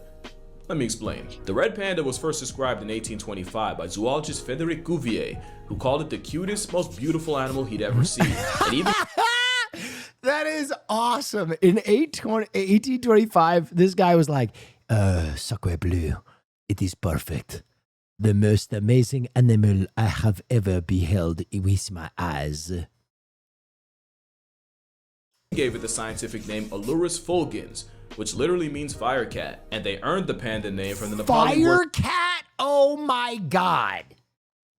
Fire cat? Unreal. bonya, meaning bamboo eater. Sound familiar? Well, the obese, bamboo-eating bean chair of a bear was first described in 1869 by Pierre Armand David. They inherited the panda name because folks saw me bamboo and were like, damn, him too, and assumed the two bonyas were related. So yeah, this panda was actually named after that panda, almost 50 years after the fact. And somehow, even with half a century handicap, the second panda managed to lap the premier panda in popularity. So much that the I've heard you mention New Jersey, Michigan, and NC. Where the hell did you grow up? All of them. You see, some people aren't stagnant for their entire lives. They move from place to place. OP, original panda, is now called the lesser panda. Now there is an argument that lesser just refers to size, which is why the giant panda gets body shamed in its own name, but I already don't appreciate gibbons being clocked as lesser apes, much less a kami raccoon being a lesser anything. But it's actually worse for the red panda, cause these two pandas aren't related. Giant pandas are bears, and people should look up panda attacks to remember that. Red pandas are, well, we'll get to that, but they're not bears. They're not even remotely related, which means the DreamWorks jockey borrowed the name from an animal it's not even related to 50 years after, stole its identity, and left it with lesser. So now, not only does Google acknowledge the biracial bear first when you look up panda, even people that try standing up for the original accidentally overcorrect. Listen, I got sold on pandas when I was in China. Like, I had no interest in this animal, really. It did not appeal to me. And then I went to China and I was like, okay, they're very cute. They're very cute. However, red pandas absolutely mog regular pandas. Absolutely mog them. They are cuter by a factorial of 10. And I will die on that hill. By saying, you know, red pandas aren't actually pandas. Except they are. They are the bonyas. They came first. I can't think of another animal that's had that happen to it. Except maybe penguins. Penguins got their name from looking like a bird they're not even related to, but at least the great auk is extinct. Red pandas are still here, albeit they're in danger. Look at his fucking head! which is actually another issue I have, because giant pandas would end up becoming the poster child of endangered species, and would even be immortalized as a World Wildlife Fund logo. And you can't even point to pretty privilege. Red pandas are obscenely pretty, but when you save a non-profit money on printing fees by being black and white, you get the nod as the logo, and that's not even a joke. The price of color printing got the red panda passed over. They probably wouldn't have gotten the credit anyway, because if you know this logo, you know the company Firefox, and the Firefox mascot was based on a red panda. I did not know that. As adorable as they are, red pandas have been shoved to the shadows. But what if I told you this all could have, and honestly should have, been avoided? Because remember, I said the Reds were first described in 1825 by Cuvier. Except, not really. It was actually General Thomas Hardwick who's credited with introducing the fire panda to the Western world, and he even did a presentation at the Linnean Society in London with what's considered the first ever red panda painting in Europe in 1821. Like Cuvier, Hardwick also wrote about them, except in his report, he didn't call it a panda. He called it a wah, based off their call. But despite writing the report in sick name. 21. Hardwick's work wasn't published until 1827. With Cuvier's work out 2 years earlier, he got the naming rights, and red panda stuck. If Thomas could have just locked in a little earlier, we'd be calling this a wah or a chihuahua, and who knows what butterfly effect follows. So yeah, red pandas got shafted, and as you can tell, I'm fed up for them. I chihuahua. But being compared to a bear, retconned as a raccoon, firefox, and firecat begs the question: if it's none of these, what even is a red panda? Real. All right, let's do this one last time. With mammals, there's two classes of carnivores, feliform and caniform, team cat and team dog. I'm sure you've heard this all before. And caniformia is made up of dogs of all kinds, including steroid solo dogs, sea dogs, stink dogs, shiesty dogs, and dogs with a Napoleon complex. It was the bear family of Ursidae and the raccoon family of Procyon that split custody, as early scientists classified the red panda as part of one or the other. But DNA research determined that the wah was more like a what and was placed in its own family of Alluridae, of which it's the only surviving member. However, further DNA studies as early as 20 years ago put the red panda under the Mustelidoidea superfamily umbrella. And if that's confusing, mustelids are the family of miniature caniform crashouts and weasel rage we all know and love. Hey look, that's Stoffel. Mustelidoidea is a superfamily that holds the mustelids, skunks, raccoons, raccoon equivalents, and now the red panda. Nice. So while their closest cousins are these guys, the red panda is more like a living fossil that diverged from the other caniforms pretty early on. So it's like that is amazing that they are like a fossilized creature, because they have no survival skills. They're just so cute that no one or nothing wants to kill them. Go ahead. Speaking of wah, did you hear what people are calling Hairhouse Fire Guy, who is totally innocent by the way? They're calling him Wah Luigi. Wah for warehouse. It's too good. Sorry if I'm late and you talked about this. I have no idea what you're talking about. Are you talking about the guy who like set fires in the one department store and be like, if only they paid us a living wage? Is that the same guy? Oh. Okay. Allegedly? Nah, fuck that guy. I'm sorry. He could have killed people. Nah, fuck that guy. Like, in theory, cool idea, but nah, he could have killed people. Fuck that guy. It's more like they're their own thing. And while the ones we know are the last man standing, the Red Panda party used to be packed. For example, Samosayon Batalari was an allured about the size of a cougar that would have had jaws on the level of a hyena. That would have been an American problem. But today, we're left with a much cuter version, which actually has two species, the Chinese and the Himalayan red panda. And if you can't tell them apart, neither could science. Until like 2020, because that's when it was widely accepted that these are two separate species. But honestly, I probably shouldn't be so hard on scientists for confusing them with bears. It's not like the Reds made it easy. Obviously, you gotta know he never meant lighting one toilet paper roll on fire would get that out of hand. Oh yeah, he did. And he lit multiple things on fire. Fuck that guy. That guy fucking sucks. Bonyas are absolute slurs for bamboo. But what was really confusing was both managed to evolve the same false thumb. A pseudo thumb whose purpose is to help them grip bamboo. Reminder, they're not related, but with the same thumb emerging, same test, same answers means evolution's converging. But there is one thing they don't have in common. Why are red pandas red while the bigger mammals monochrome? Well, with the giant variety, the pandas are actually the color of compromise. It's believed they have white fur to blend into the snowy climate, black limbs to match the shade, black ears to intimidate predators and look like a threat, but black eye spots to help individuals recognize each other. That's literal Face ID. And science says having an awful diet is why. Because bamboo gives them so little, they'll never be able to store enough fat to hibernate. And with them being constantly on the move to look for food, they can't molt. I mean, they look pretty fat. Their fur fast enough to match their environment. That's why I said compromise. It's the best nature could do. Red pandas are like the pretty privileged sloths of Asia because they spend 90% of their lives in the trees and they spend most of that sleeping. Go see one in a zoo and you'll see what I mean. Yeah, this is worth the car ride, the train ride, the PATH train ride, and the price of admission. Me.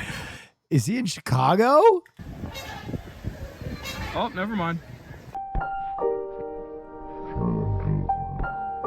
Red white fur means the Wa disappears in fir trees covered by reddish moss and white lichen. But of course, the most famous thing these two have in common is their choice of diet. They fully committed to lives as bamboo sinks, so much that the giant Bonya actually lost their ability to taste meat. You might catch a bear trying a dead wildebeest or murking a peacock, but virtually all their protein comes from bamboo. It's even been found that giant pandas have a sweet tooth, with them preferring natural sugars over water. Red pandas move to a similar beat of being mostly for bamboo. They'll also mix it up with fruits, nuts, blossoms, the occasional egg, birds. They are so unspeakably cute. I told you. But red pandas also have a sweet tooth, and it's believed Thank you, Fire. they're the only non-primate mammal able to taste artificial sweeteners, with the Was showing a preference for fake sugar like sucralose and aspartame, which makes the sugar fox the only mammal without thumbs that can appreciate NutraSweet and Splenda. The last thing they have in common might not seem that special, but it is to me. Red pandas being pregnant for an average of 130 days might not seem like a lot, until you realize cats their size carry kittens for just over 60. And it's because, like giant pandas, red pandas experience delayed implantation, which basically means they can procrastinate pregnancy by having the fertilized embryo just float around before implanting. It means red pandas can put pregnancy on pause and wait till the best possible condition to have kids. Sometimes it takes 90 days, sometimes over 5 months. Both pandas can do this, but to be fair, so can a lot of mammals, like over 100. Red pandas have anywhere from 1 to 4 cubs, each the size of a stick of butter, and each managing to be cuter than the original. They shadow Mama Bonya for about a year, learning everything about how to panda. But by far, the absolute cutest thing about them is that at about 6 weeks, the ginger cubs reach what has scientifically been referred to as the crackhead phase. Many animals use play to sharpen the skills they'll need later in life, and precocious pandas will play with and pounce on anything, often their parents, in a period that has been called the popcorn phase. It's so sweet, I think I have diabetes. I don't care what y'all think or what it costs. I'll take any consequences to have this in my house, is what I would say if I didn't know the truth. Red pandas are not what you think they are. If not friend, why friend-shaped? How about I show you what adopting a Bonya would do to your life? Because you'd end up hating both. The day you brought one home, you'd notice a major difference between a fire cat and an actual cat. As much as cats would hate to admit it, cats are social animals and actually appreciate affection. Red pandas are solitary and only really tolerate their own kind when they're making or raising babies. And as zookeepers will tell you, unless you're carrying food, a living plush toy will barely acknowledge you. In fact, probably avoid you. The sick joke is, the animal that's friend-shaped is not friendly at all. And I'll be honest, my dog is kind of the same way. Any pet, you kind of have to bribe with treats. they also really hate being picked up. That's basically a threat. And while the red panda's first response to being threatened is adorable, their second choice is a lot less cute. The same semi-retractable claws for gripping trees would deliver one hell of an attitude adjustment the first time you try to I'm gonna be honest, this guy has done a horrible job dissuading me in getting a fucking red panda. play them for a pet. And the same jaws for crushing He kind of sounds like a cop. You know what I mean? bamboo would easily make your hand see-through. Your house is their prison and solitary confinement is their mission, and they'll maul the goodwill out of you. And as is the case with a lot of wild animals, human-raised red pandas are way more aggressive and trigger-happy with their temper. Also, their diet would bankrupt you, but it's the consequences of what they eat that would really be a problem. Their diet would bankrupt you? No, it would not. It's bamboo. What the fuck are you talking about? The red panda's poor diet means they can't digest most of it. So not only do they have to eat gluttonous amounts, what that means is red pandas... It's expensive. Bamboo is quite literally the cheapest thing you can grow. can poop out their own body weight in waste in a week and can drop bamboo-laden bowel bombs up to 40 times a day. Now add that it constantly scent marked with urine and your house would smell like a dog park in August. Almost forgot, red pandas sleep up to 17 hours It's also invasive. That's true, but bamboo is everywhere. a day, but are crepuscular, so the only times the panda would panda is when you're either getting ready to or trying to sleep. So you'd be dead broke, sleep deprived, up to your collar and caca, and probably Will they eat a lot? Guys, with peace and love. If you are telling me that the price of feeding a red panda is more expensive than any exotic pet, you are wrong. Now, I'm not saying owning exotic pets is smart, but I guarantee you it's less expensive to feed a red panda than it is a fucking Bengal tiger. With peace and love. Peace and love. missing several fingers and possibly an eye. Not to mention, the rogue panda that's built for the cold and high altitude would lose its mind in your house, and their susceptibility to disease is something you'd never emotionally or financially recover from. But it probably wouldn't even get that far. No because shit, the they other are comparing it to a dog or cat. Right. I'm not. You're moving the goalpost because you're wrong. I am standing on business with what I said. thing about bringing red pandas into your house, they will find a way out. That's a promise. Orangutans are definitely the animal that stresses out enclosure engineers the most, but a red-faced ringtail is a close Maybe I'm second. The old-fashioned, rabbit hole of but red I see a pandas red breaking out panda. is hilariously I'm keeping it. extensive, and also why you could not keep these bastards in Planet Zoo. I challenge you to Google red panda escapes, click news, and marvel at how many times a literal Harry Houdini has humbled humanity. I'm gonna go through some of my favorites. The first documented red panda escape was in 1978 in the Rotterdam Zoo, aka Die Rode Blijdorp in Netherlands, and it created a phenomenon known as the red panda effect. Because even though the red panda was found just tragically not alive, the zoo still received hundreds of calls and sightings claiming to have seen it, even a year after he had died. The red panda effect is now synonymous with a psychological phenomenon where people tend to see exactly what they're looking My dog eats 100% raw meat diet. That shit is pretty fucking expensive. Listen, unless you had a very large bamboo grow, a red panda would cost you some cash. Correct. I was doing the calculation of any other exotic pet because obviously owning a red panda is not like owning a dog or cat. Right? It's a completely different thing. What I was saying though is if someone is going to buy a red panda, they're not going to eat them out of house and home compared to any other rare animal. Like most rare pets, it really does cost an insane amount to feed them. Like an insane amount. I don't think that feeding a large amount of bamboo to a tiny animal is going to be more expensive than like a crazy exotic, like big cat or something. Or even when it's not really there, and even provoke commentary on how the brain tends to fill in gaps in perception and can even alter that perception. $7,000 a year. Yeah, that's not that bad. Either that or Big Panda gaslit the hell out of the Dutch. In 2007, Yin the red panda made people wait 2 hours on the day of her debut before showing herself, and after taking a brief look around, said nah and immediately escaped. Keepers responded by adding electrical wiring around her enclosure, and that same month, she bypassed that wiring by using overhanging tree branches and got out again. But she never actually left the zoo. She climbed 30 feet up a tree and made the zoo director climb after her to get her. 10 years later, Sunny the red panda escaped, except this time, Just let them be wild. Yeah, that's what I'm saying, but she fully left the zoo premises and was never seen again, which is crazy because no one clocked a red panda in Virginia, yet somehow after a bloodhound search, bamboo traps, drones, and a several-year manhunt, Sunny's still a ghost, and the reason why? Well, the prevailing theory is that she got fed up with the constant amorous advances from a male named Thomas, and eventually Andy deframed herself from him. It wouldn't be the last time, because in 2023 in Poland, Ponzu the red panda broke out and would scale the highest tree he could find to get away from his overly going mate Maja. In December 20... I'm going to keep it a whole ass buck, though. I don't know if that video has dissuaded me. Like, if I was hell-bent on owning a red panda, I would own a red panda. And I think I would just kind of like... I would be like, listen, you own the cutest living thing. You're going to have to pay the price. Right? Everything has an equal value. If you're going to own the cutest animal, you know it's going to be high maintenance. Right? I'm telling Maya, I don't give a shit. I don't give a fuck. I don't give a fucking fuck.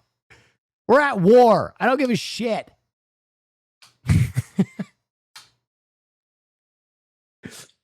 How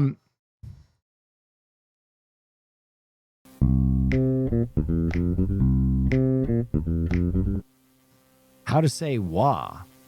Huh.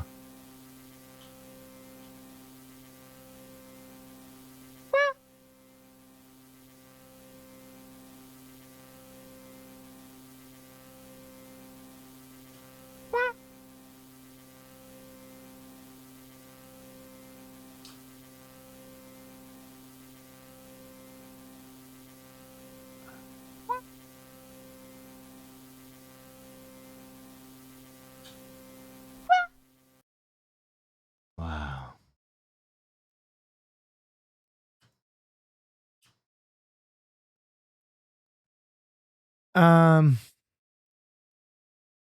Every frame has a painting, has a video with Criterion. The Blade, 1995. The Edges of... What is this?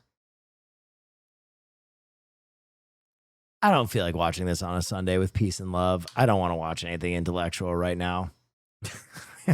I don't give a shit. I'm hungover. I can't pretend to be interested right now. You know when you just don't want to learn shit? I don't want to learn shit. Also, I don't want to hear your opinions on anything right now. I just kind of want to fucking react to dumb shit. Game on Can you tell the radio. difference between beer and soft drink by the sound of the can opening? Shane, let's just crack into a can for Shane. Here we go, Shane. Can 1. That is a soft drink, gentlemen. Yes, it is, Yeah, Shane. Shane. That is definitely a beer because I'm about to crack one. Yes. There's no way he could tell the difference based on the That is a sound. soft drink, gentlemen. Yes, it is, Yeah, Shane. Shane. That is definitely a beer because I'm about to crack one. Yeah. There's no way. No. That is a beer. Oh, yes, Shane.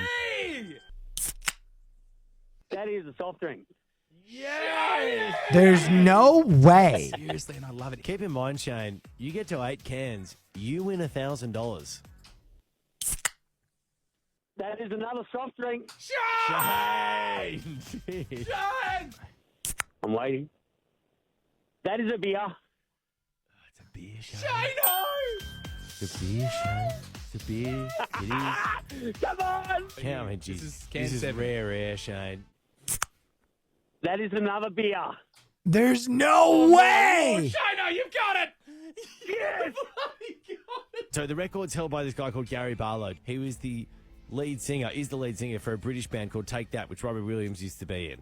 If we beat Gary Barlow, Yeah. you reckon you could set up a meet and greet with Robbie with my wife because she loves Robbie and only married me because I look like him? You look like Robbie Williams. Yeah. You're currently tied with Gary for the record. You get 8. You get the outright record, and every time we play Can You Hear It, we'll be saying, you've got to beat Shane from Narry Warren South who looks like Robbie Williams, which, I mean, I think sounds a lot better. I say we come back on Monday and we see if you can beat Barlow. I'm happy with that, and I'll be ready. I'll have some rest over the There's weekend. no and get way that they... We got cliffhangers now in fucking radio can listening competitions. What are we doing? What are we doing? Where are we going? Why are we doing this? What are we doing? Where are we going? That's the goal now. Listen, you either have my $50 or we're gonna tire my... Miss me, bitch! Well, I can't wait to move. Now you're gonna stir up all the wee-woos. Here come all the wee-woos now, thank goodness. Here they come.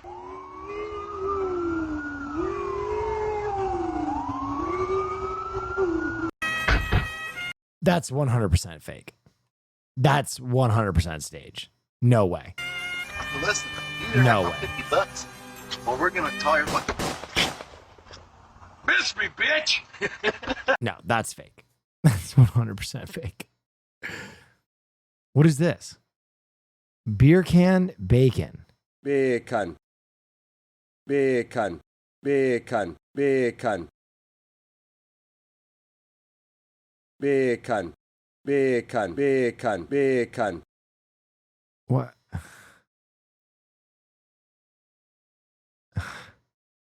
What? Bacon, bacon. What? Why? Why? Anne Hathaway and Mother Mary. Oh my God in heaven. You remember when the worst people you knew on the internet would be like, Anne Hathaway is mid?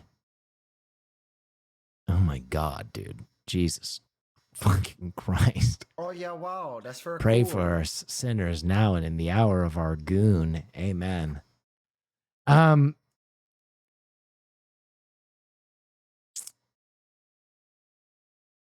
Julian Casablancas.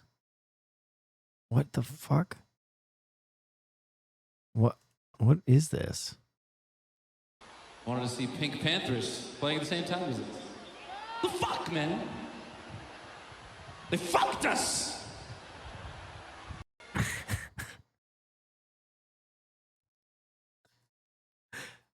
It's awesome. That's kind of fucking awesome.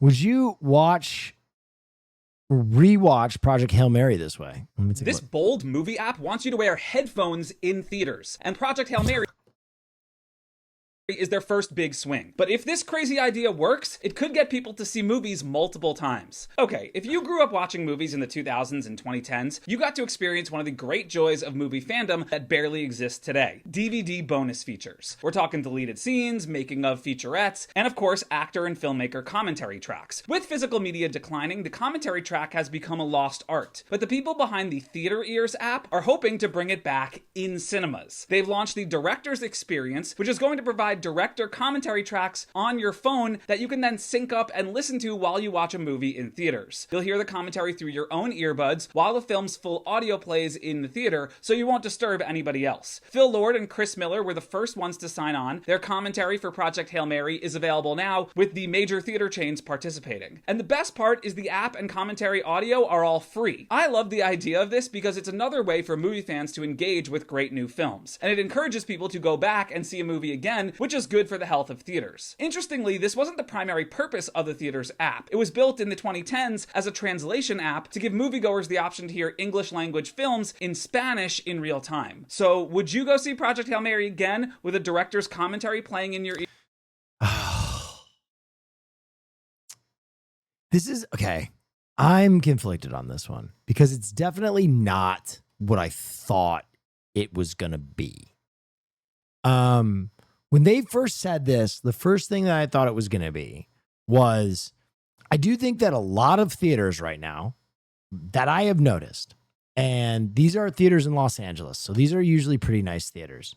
They have a real hard time balancing audio. Very hard time. And depending on where you are in the movie theater, the audio can be chopped, which is a problem that I don't understand how so many nightclubs and so many venues and so many theaters still have such fucked up sound. Sound is an art form, and when you delve into it, you can get obsessed. I am one of those people who is obsessed. I have a full, like, crazy Sonos rig on my TV in my living room because I'm so adamant that the sound needs to be a certain way when watching movies or television. So at first I was like, okay, they're doing this to negate audio bleed. In movie theaters, you would bring your iPhone headset and you would listen to the movie on your, but it's not, it's commentary tracks, which is really interesting because at first I was like, what is the market for people going in and watching the film a second time in the theater with the commentary track? And I think partially that's because the commentary track is like something that I feel like is such a home experience. Like going in and watching a movie again, paying the fee, paying like, what, $30 for you and your loved one or friend to go watch a movie again, but not getting the full experience, getting a commentary track. Like there is an audience for it. I just don't know how big that audience is. And I don't know how often there would be films that you would do that for. You know what I mean? I don't know if anybody's going to watch the commentary track on like Avatar, but on Dune 3, it could certainly be something that I would be interested in. I don't know. It's fascinating because I think movie theaters need to stop advertising to us. And what I mean by that is like age 27 to 40. Like, we are just not going to the movie theater as much, unfortunately. Thank you so much. The Justice Clarence Thomas. Thank you. Thank you. The demographic that's actually going to the movies the most right now are the Zoomers. Like, I shit on them a lot, but they are the ones that have started going back to movie theaters. And they are the ones that are like really valuing the experience of like communally watching a movie. I don't know if it was like the chicken jockey phenomenon where like everything became a social media experience where like you had to be seen at the movies filming some piece of social media. But like they are putting us to shame. I give the Zoomers a lot of shit. And they are putting us to shame. And I know Zoomers do not give a fucking shit about DVD commentary with peace and love.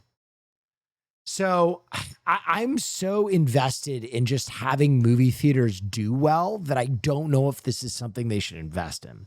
Theater audio, legit a dying profession. My old theater job, we would have an audio engineer come in every couple weeks to balance the audio, and they were so anal about it. Correct.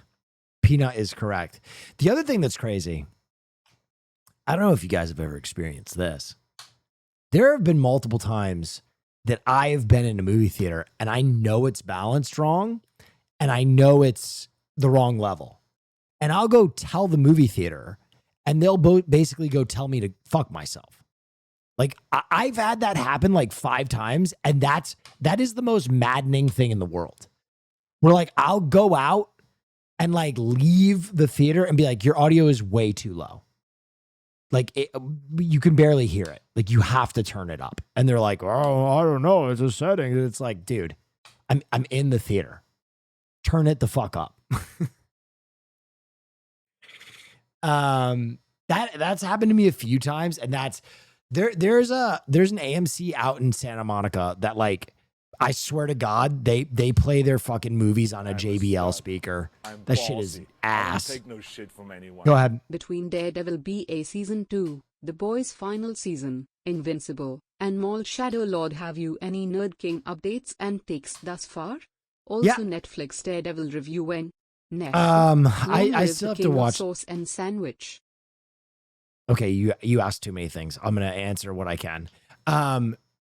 First and foremost, I still haven't gotten to Daredevil yet. There's just too much. The Audacity right now is like fascinating. I'm so into the Audacity, and I've been watching that.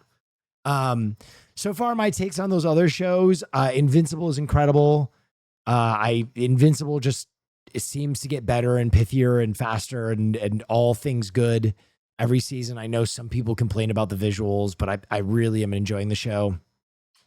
On the other end of the spectrum, I think the new season of The Boys looks fucking horrible. The new season of The Boys looks terrible. It's just bad. It's just ass. And you know what's crazy is like I have been the longest Boys defender. I have been out here in the streets trying to be like, The Boys is good. Like The Boys hasn't fallen off. The blah, blah, blah, blah. This season, I am like, what happened?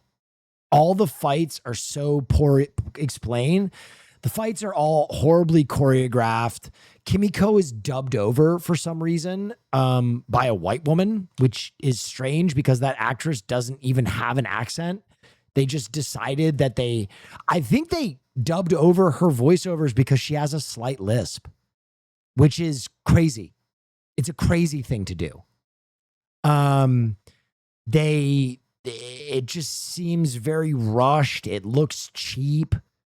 It's just bad. It's just top to bottom bad. And I hope that it recovers. Like, I hope that the season rights the ship.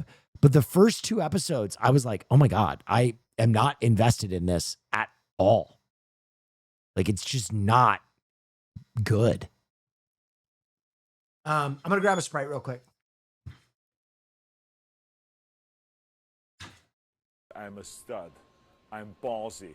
I don't take no shit from anyone. Love your shit, man. Please help me get out.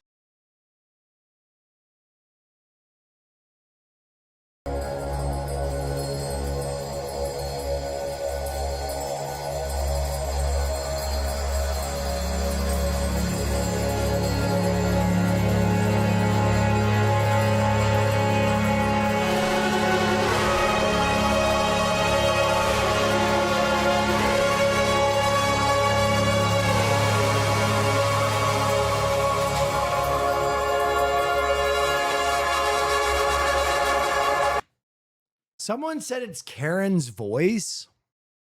Why would they do that? She's not dubbed over. I don't see any info on that. It's definitely dubbed. It's 100% dubbed. It might be her voice, but I just don't know. I don't know why they would dub her over.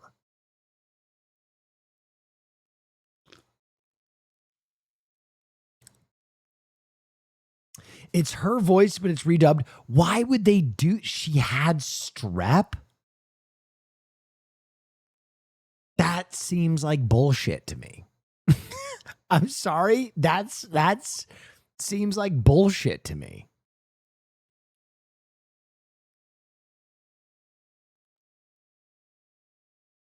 You reshoot? I mean, how long does someone have strep for? A week? You're telling me that the entirety of 2 episodes were redubbed because she had strep for a week?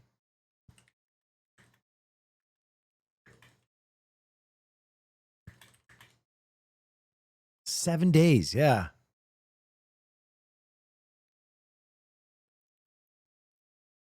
I literally made that up. Oh, okay. I was about to say that sounds crazy.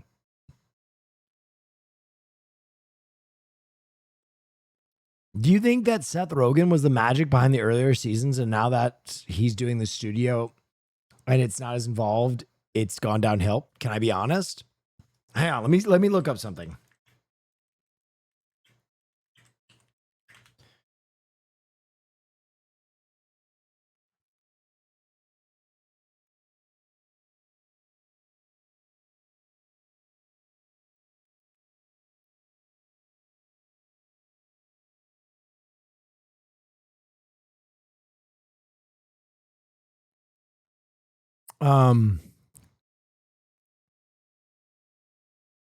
Okay, interesting.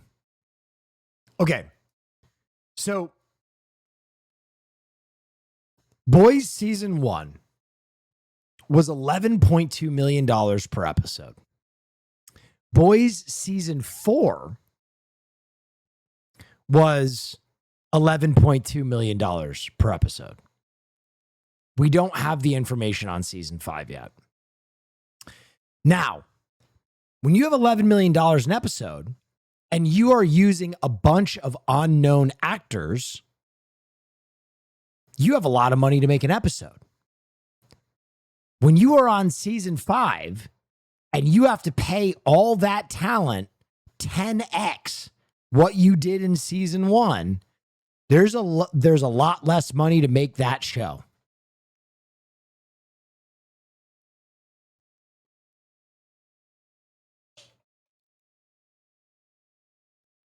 I think that could be part of it. It just looks like they had less money.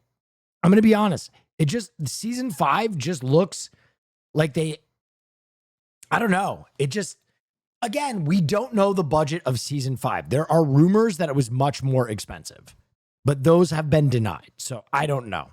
I really don't know. I don't know. I really do not understand what happened to the boys, but season 4 was a dip, and then season 5 is like an absolute. First 2 episodes were awful. Like really bad. The fight between Starlight and Noir in the first episode of the new season was horrible. It was just really choreographed poorly. Oh yeah, wow, that's very cool. 4 months, let's go.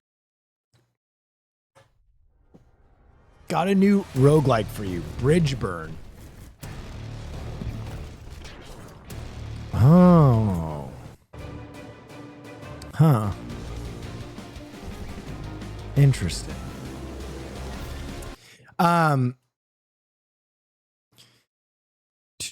Here is a palate cleanser. Oh, did we need a palate cleanser? Racist Sword in the Stone. Okay.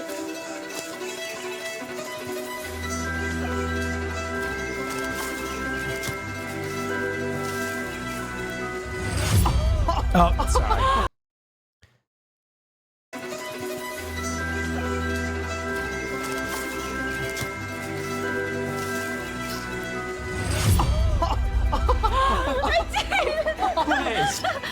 Good. You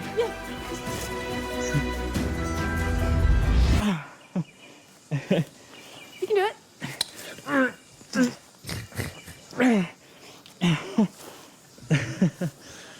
Go well.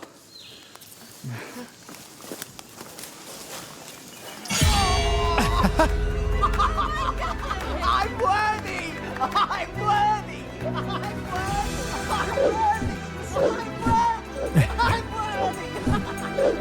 I think that sword's racist. No, just hold it, hold it. Oh, yeah, that is okay. Okay, yeah, full on racist, yeah. I'm not worthy. I'm not worthy.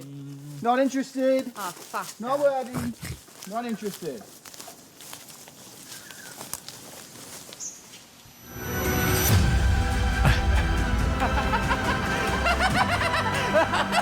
I got you.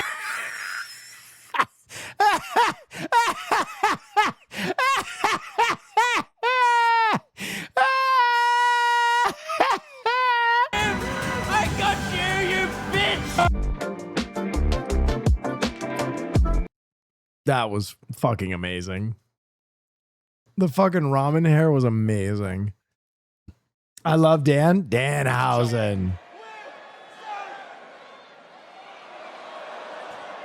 You are cursed. I saw this. This was such a great gimmick. That's it. Oh, that's a double curse.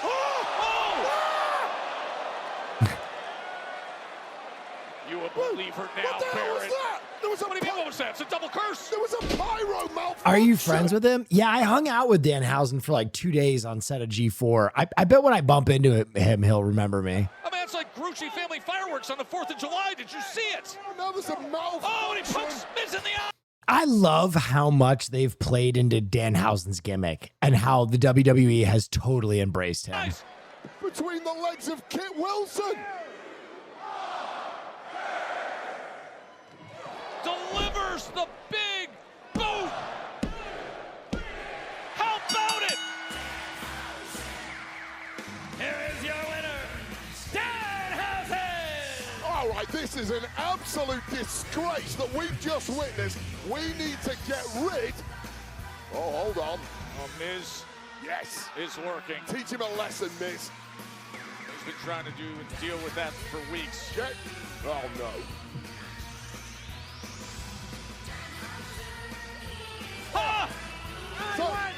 So we have a pyro malfunction, we have a light malfunction. Last week we had a referee malfunction. Can we get a We clip have around here? supernatural powers. I just let out the most insane burp of my entire life. The Miz as Danhausen's heel is perfect, by the way. Fucking perfect. Did you see MJF on Adam? MJF? Wait a minute. The wrestler? Oh! What you're asking me to do right now is the equivalent. Yo, how did this link up happen?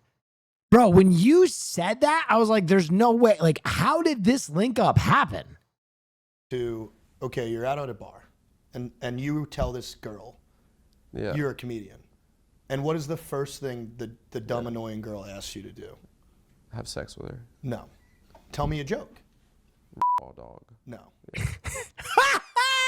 She says, tell me a joke? She says, tell me a joke. All right, well, when it comes to Adam Dude, my 2 favorite Jewish men in America. Holy shit. Friedland, this dumb, disgusting, sniveling with a mustache and warts all over his face. A little self-hating. 4-eyed piece of shit is going to go down. Okay. Yeah. Adam Friedland, what do you have to say? Okay, so then I'm like, dude, I hate you like so much. Hell yeah, dude. You just suck. Yeah. All right, like. No, dude, you're killing it. I'm gonna punch you so hard. Right in the face? Your mom had sex with every single guy at the company, even the guys that clean the bathrooms. Okay. And not only that, but guys that live like near the building. Second of all, damn. I kind of want to watch this at some point.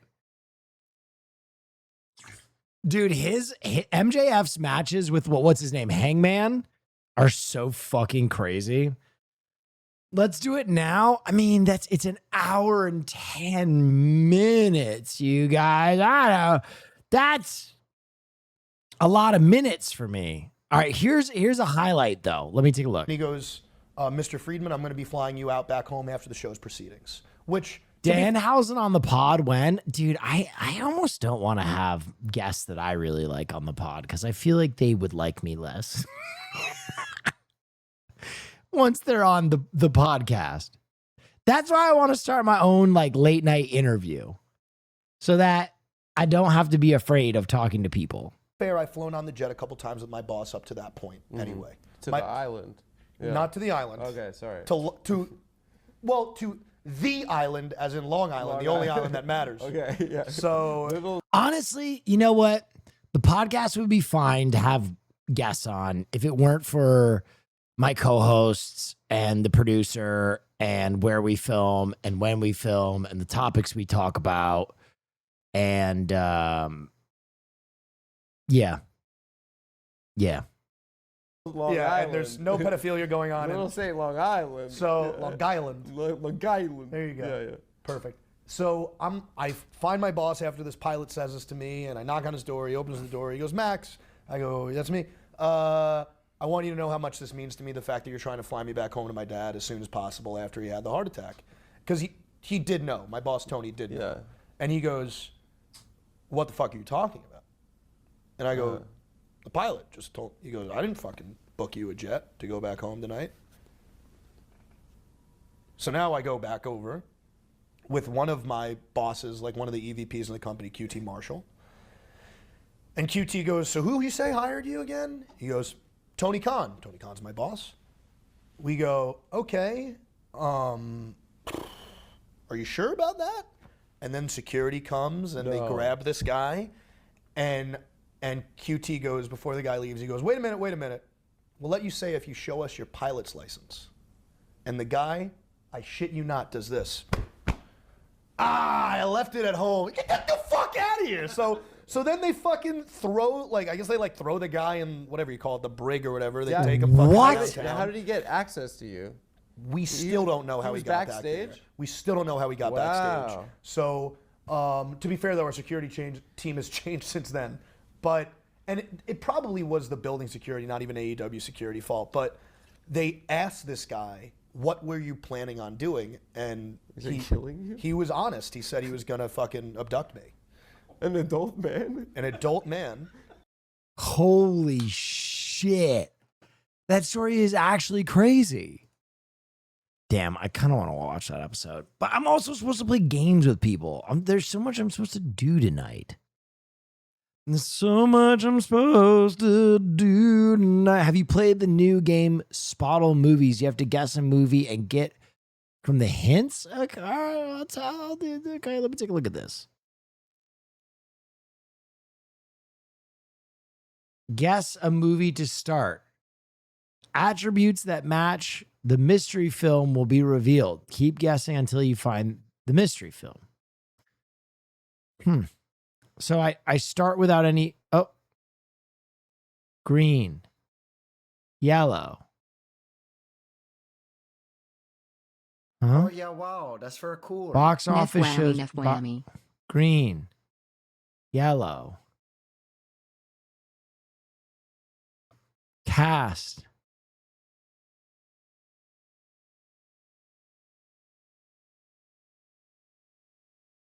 Direction arrows.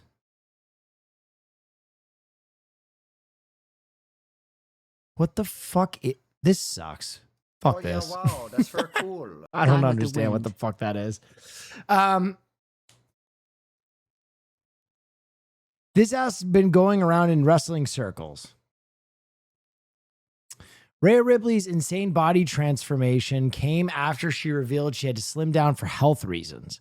All her muscle mass was causing serious back pain. But a few years ago, her muscular look made her stand out incredibly badass. Huh. I mean, I get that. It's hard to stay super bulked all the time. I'm going to be honest. I had no fucking idea what that game was. It was just saying random shit. I don't know what I was supposed to use to like base a guess.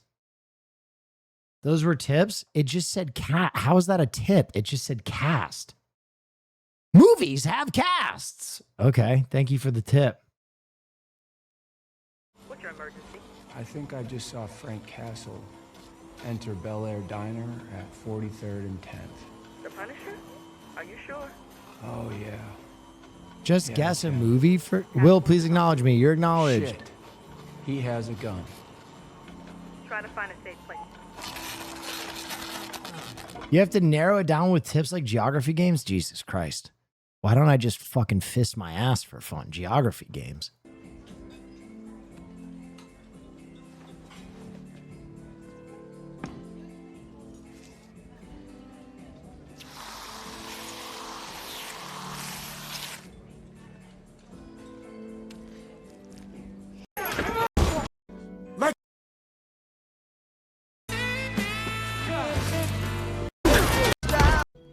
What is this? What? Is this Bullseye?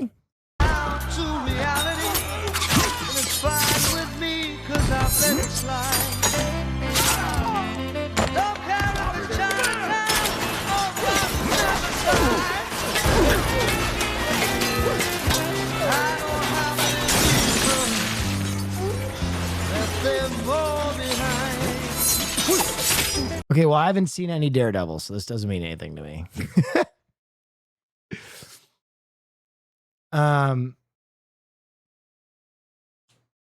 Bro, lock in for a vid? Why would I lock in for a vid of like season 5 of a show I haven't watched? Just spoil something for myself. Quick framed. Huh.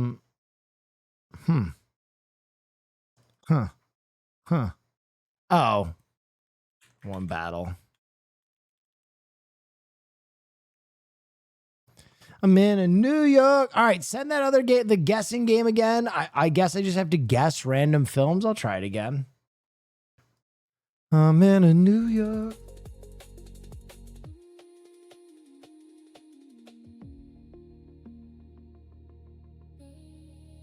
Okay, Spottle movie. All right, here we go. Back to the Future.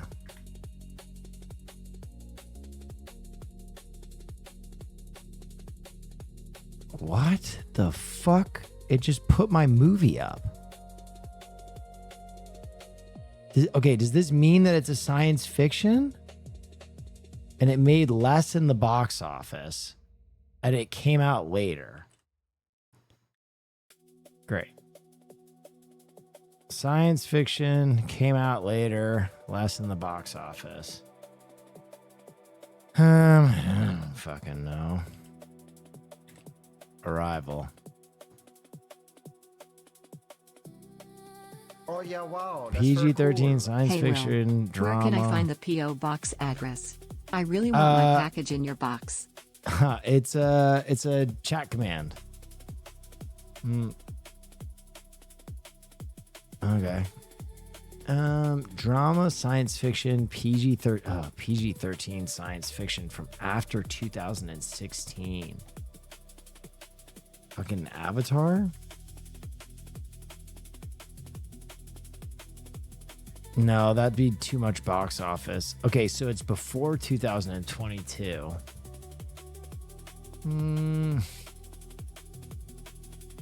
Sunlight?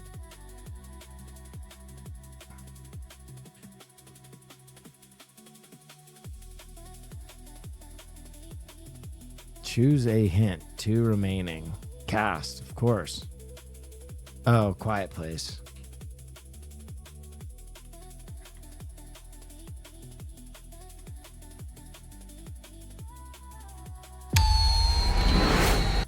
Okay. That sparked no joy. Bam,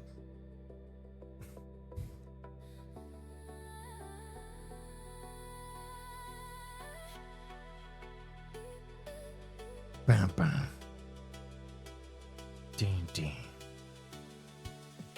Oh yeah, wow. That's I thought you'd like it. My bad. Have you No, ever it's all played right. Hard Time 3? I gave it a good, honest, red hot crack. Sometimes I think those trivia games are just like a little too like wonk almost. Like I don't even care that I knew that stuff, if that makes any sense.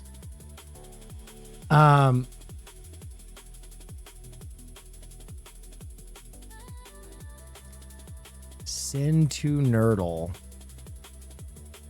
People have tried to get me to play this. I fucking hate this game. Select your kit? Wait, what the fuck? Battle. Default kit? What the fuck is this?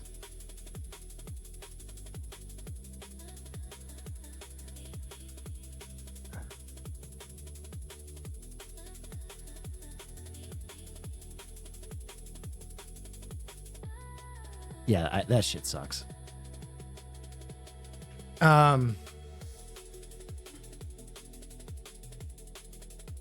This homie rules.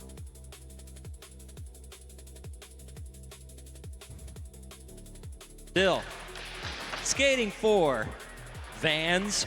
Bird. Ooh. A game I like. 1 second song guess. Fuck yeah.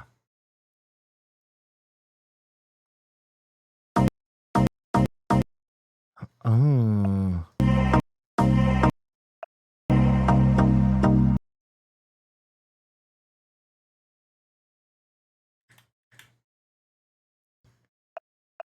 No?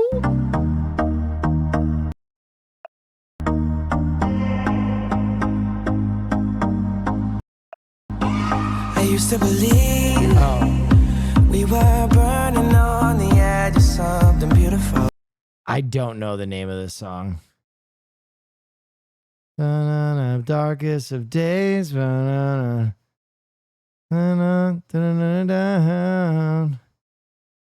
Don't you give up now? Oh, don't you give up. Give up? I don't know the name of this song at all. Is it Jack U?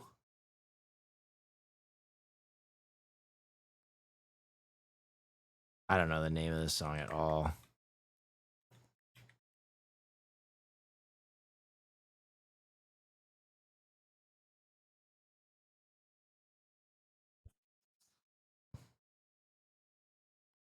Sure, Devotion. Let me love you, DJ Snake.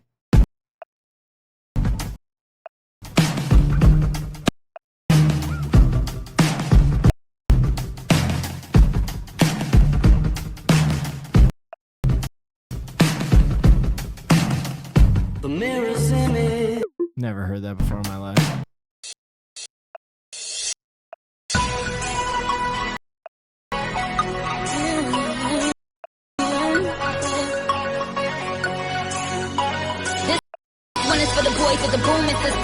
This is Nicki Minaj, I think, but I hate that bitch, so I'm not gonna guess.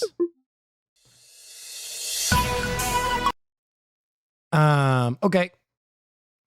Fruitless day there.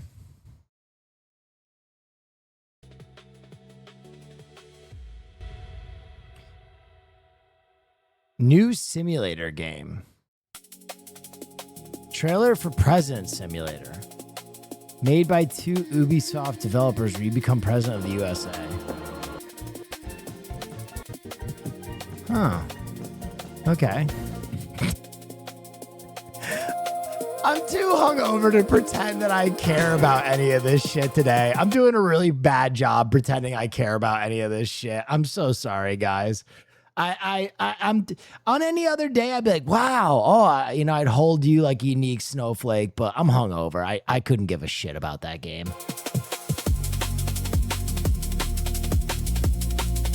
Hassan will play that? No, he won't.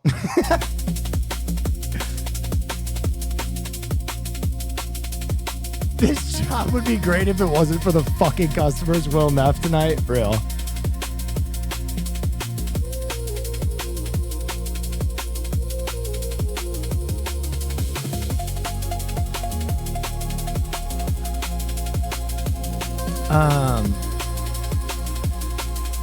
Truth Tellers go unlock? No, because I'd like to make you Been a guys hot feel second good. Since I caught the stream. Missed the king thank of you. late night. Thank you. Yeah, this guy's doing too much. Yo, who is this guy? Bro. What the fuck am I looking at? Somebody stop him.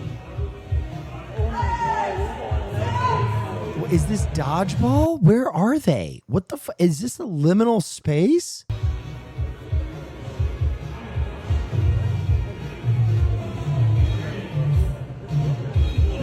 Keep going, Kayla! What the fuck am I? What am I looking at?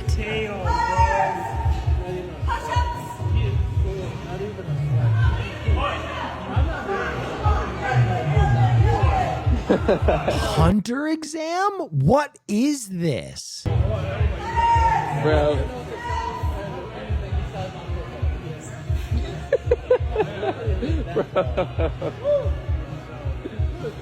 What is the Hunter's exam? Like from Hunter x Hunter?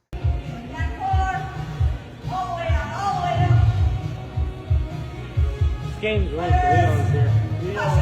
Get the... Yeah, this guy's doing too much. Yo, who is this guy? What the fuck am I looking at?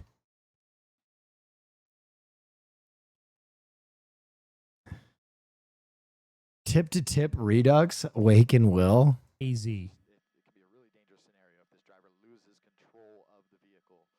And representing the city you're in, only the mom going from Debbie to Laura. But every time I go to a new mom, we have to go on a nice dinner.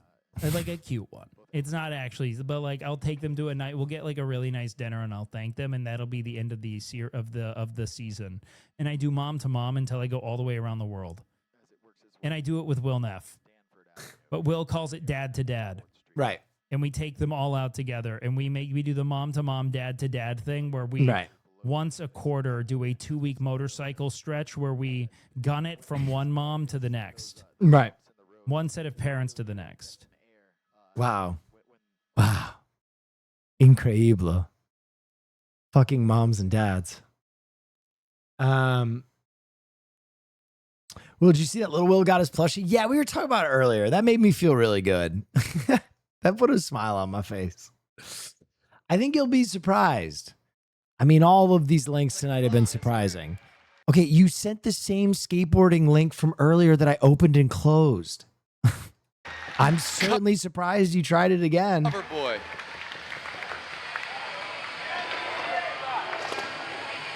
Bam. Oh, back 3 to start. I mean, yeah, that's sick. That was gnarly. Wow! Overturned backside nose grind.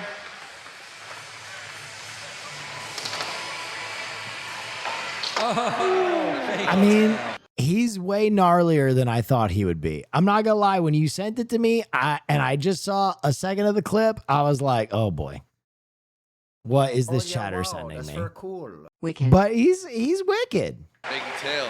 Dude.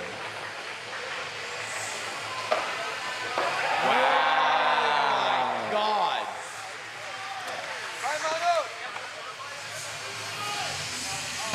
That was pretty sick. Yeah, Felipe, crushing it. Felipe, you're on fuego, mi amigo. Oh no, that's Brazil. You're close. He just fucking spoke Spanish to a Brazilian. That's awesome. Phew. Tail. Woo. All right, and I think that is Make time. some noise. Yeah, Felipe. Yeah. Flawless. Good stuff. All right. Hey, put your hands together for Felipe Nunez. Put your hands together. Let's give this guy a big round of applause. Killed it.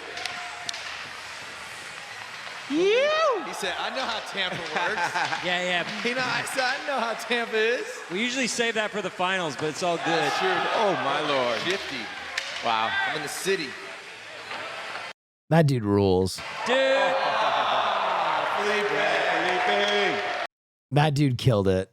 That actually made me feel happy. I was worried, Chatter, that when you first sent that, it was going to be something that like you were taking the piss out of that guy. And I was like, ugh. I'm glad that it was actually an uplifting clip. That makes me really happy. Rule 32. What are you? What the hell are you doing? Don't worry about it. Just be cool. Rule 32. I know Rule 32. What's Rule 32 then? I don't want to say it. I don't want to say it. Rule 32. No redheads at the same place at the same time ever.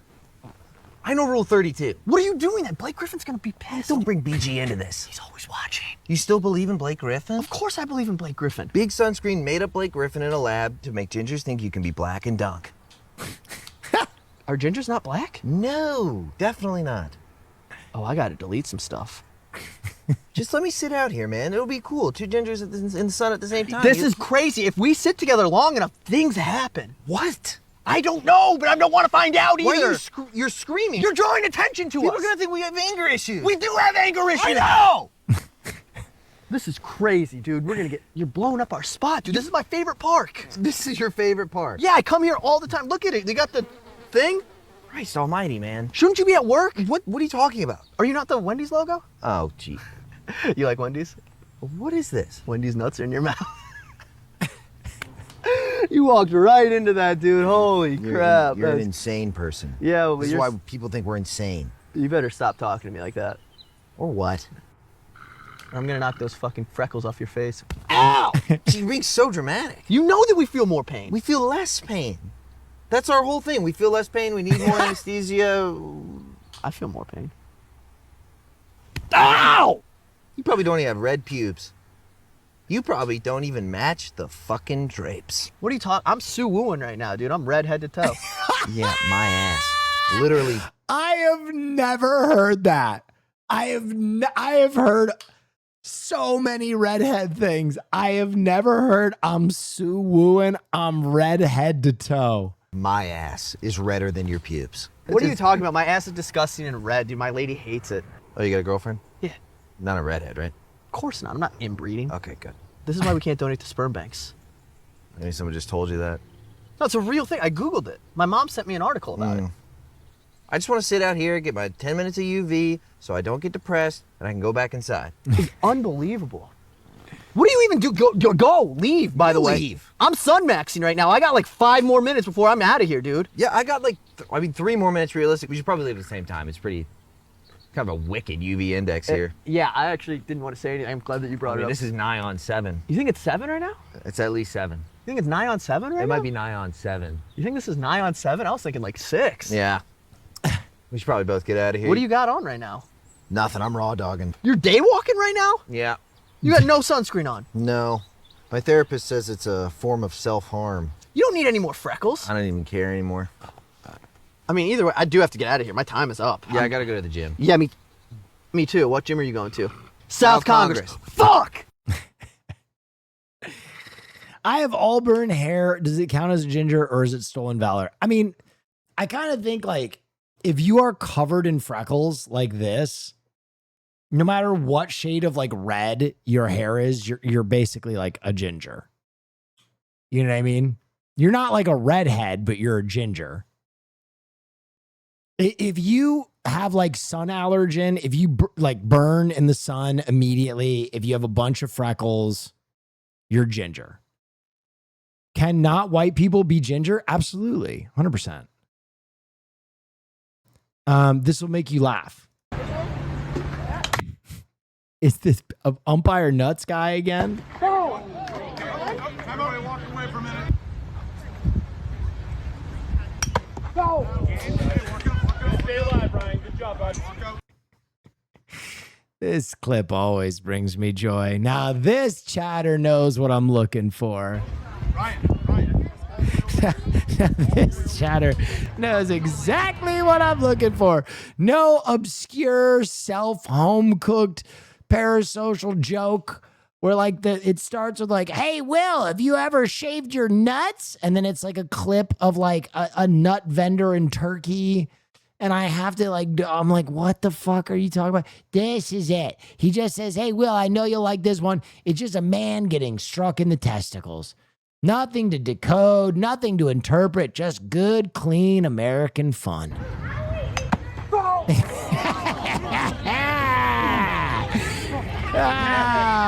Yeah, let's watch this one back. Joey, step to the fence. Joey, step to the fence. His testicles are shattered. Oh!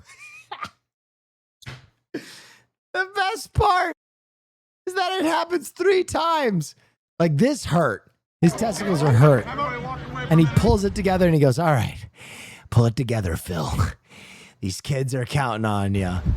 Another foul tip ball, bang, right in the scrot. They are swollen now. And he goes, oh, fuck. Oh. Walks it out. Feeling a little unsteady. But then this third one, he barely can get in a squat anymore.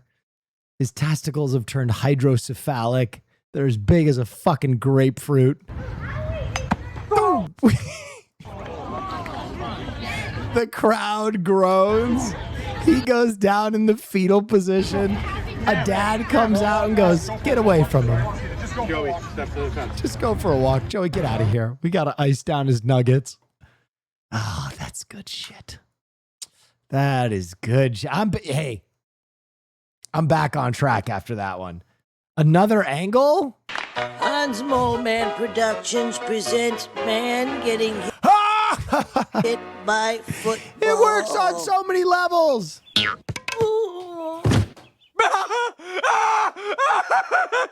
This contest is over. Give that man the $10,000. This isn't America's Funniest Home Videos. But the ball is groin. It works at so many levels. Roll it again. It works on so many levels is one of my favorite lines ever because it's just a man getting hit in the penis. Wait, what is this? Another clip from this. It's a big deal for him. He's interviewing the world champion. The lights don't work anymore.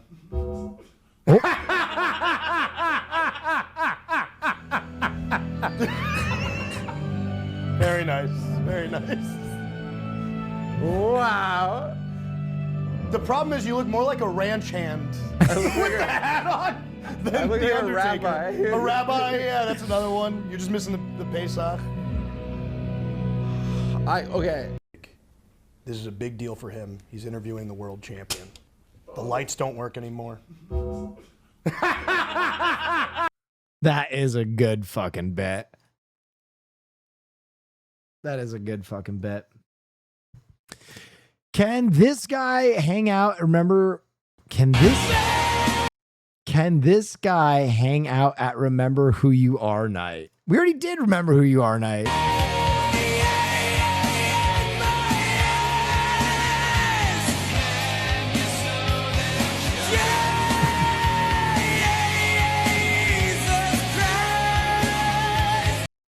So, first off, what was that? Secondly, that would be like older brother of Remember Who You Are White Boy Night. That was like older brother era. Alice in Chains was not quintessential TRL era. That bunny made me feel strangely, though. Jesus Christ.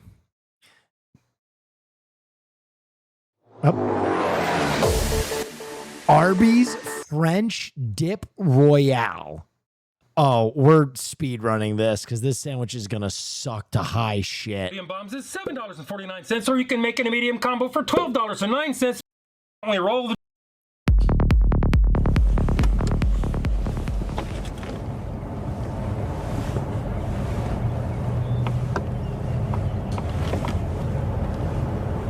Welcome to Arby's.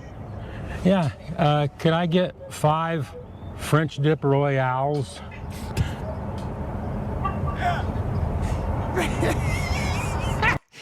French Dip Royale. Just a sandwich? Just the sandwich is not cut in half. Alrighty. By the way, thanks for hanging out tonight, guys. I'm sorry I'm a little cagey, but I am very hungover and very tired. And Farley woke me up after like 3 hours of sleep to walk him. So I'm a little punchy, but I wanted to get a stream in. So know that I love you all the same. I'm just cranky. And medium Diet Coke. And you said 5 of them? Correct.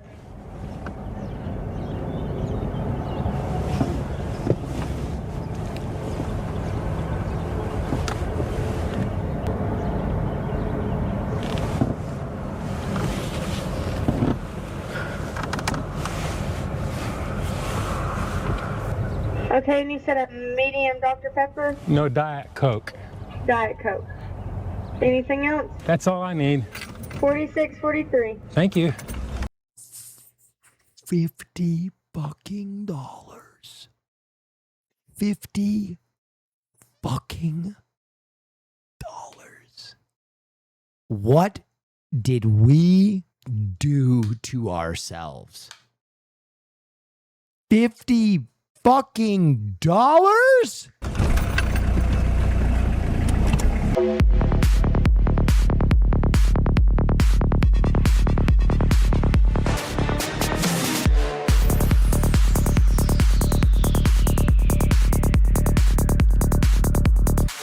As someone who worked fast food, I hated when people ordered a bunch of the same item because it usually meant you had to restock things. As the translation, as someone who worked in fast food, I hated when people made me do my job. I mean, based.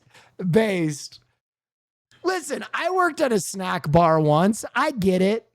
I fucking get it. You know what I mean? There were certain orders where I would be like, I'm gonna fucking kill myself, but I get it. I understandable.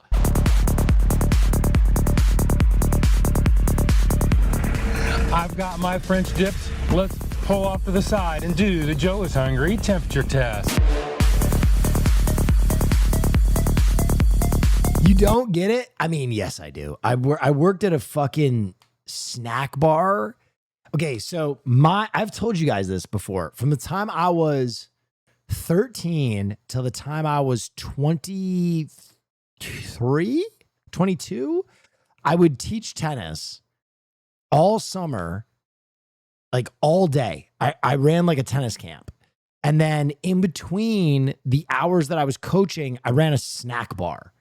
So like kids that were at this camp would come fucking order snacks and food from this like, but we had like, I'm trying to remember, we had like a microwave. We had like the worst, greasiest fryer ever. And I remember kids would order mini tacos was like the main thing. And we would fucking just, it was like more grease than anything else, dude.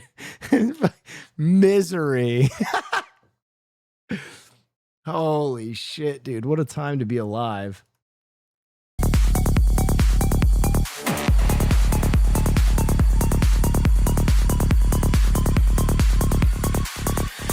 French dip number 1 is 128.8 degrees Fahrenheit. That's not French hot dip number enough. 2 is 112.5 degrees Fahrenheit. French dip number 3 is 114.4 degrees Fahrenheit. If you've been watching my channel, you know I like my temperatures at 140 degrees or above. Hotter is always better. Well, today, Arby's and You operated a fryer at the age of 13. I'm trying to think when I actually worked the snack bar. You have to understand that is all kind of a blur for me because it was like 10 years of my life and it kind of changed over time. Like this camp grew from being like just a few courts to being like a whole fucking thing because my dad was associated with like Princeton tennis, and there was like this whole Princeton tennis program, and I was big into racket sports. And so I would like teach this summer camp. I'm trying to remember when I started working like the actual snack station. I was probably like 16 years old when I started working the snack station. And then I started running my own lessons outside of the camp at like 18, I think is when I kind of had my own gig. What year were you born? 1989. Do you still play tennis at all or just pickle? Just pickle now, really. How was the pay? Actually, not bad. Not bad. I think, God, I'm trying to remember how much money I made. I think I could clear like $4,000 a month if I was like towards the end when I was like really cranking. Like when I was really going ham. But I was doing like a ton of lessons.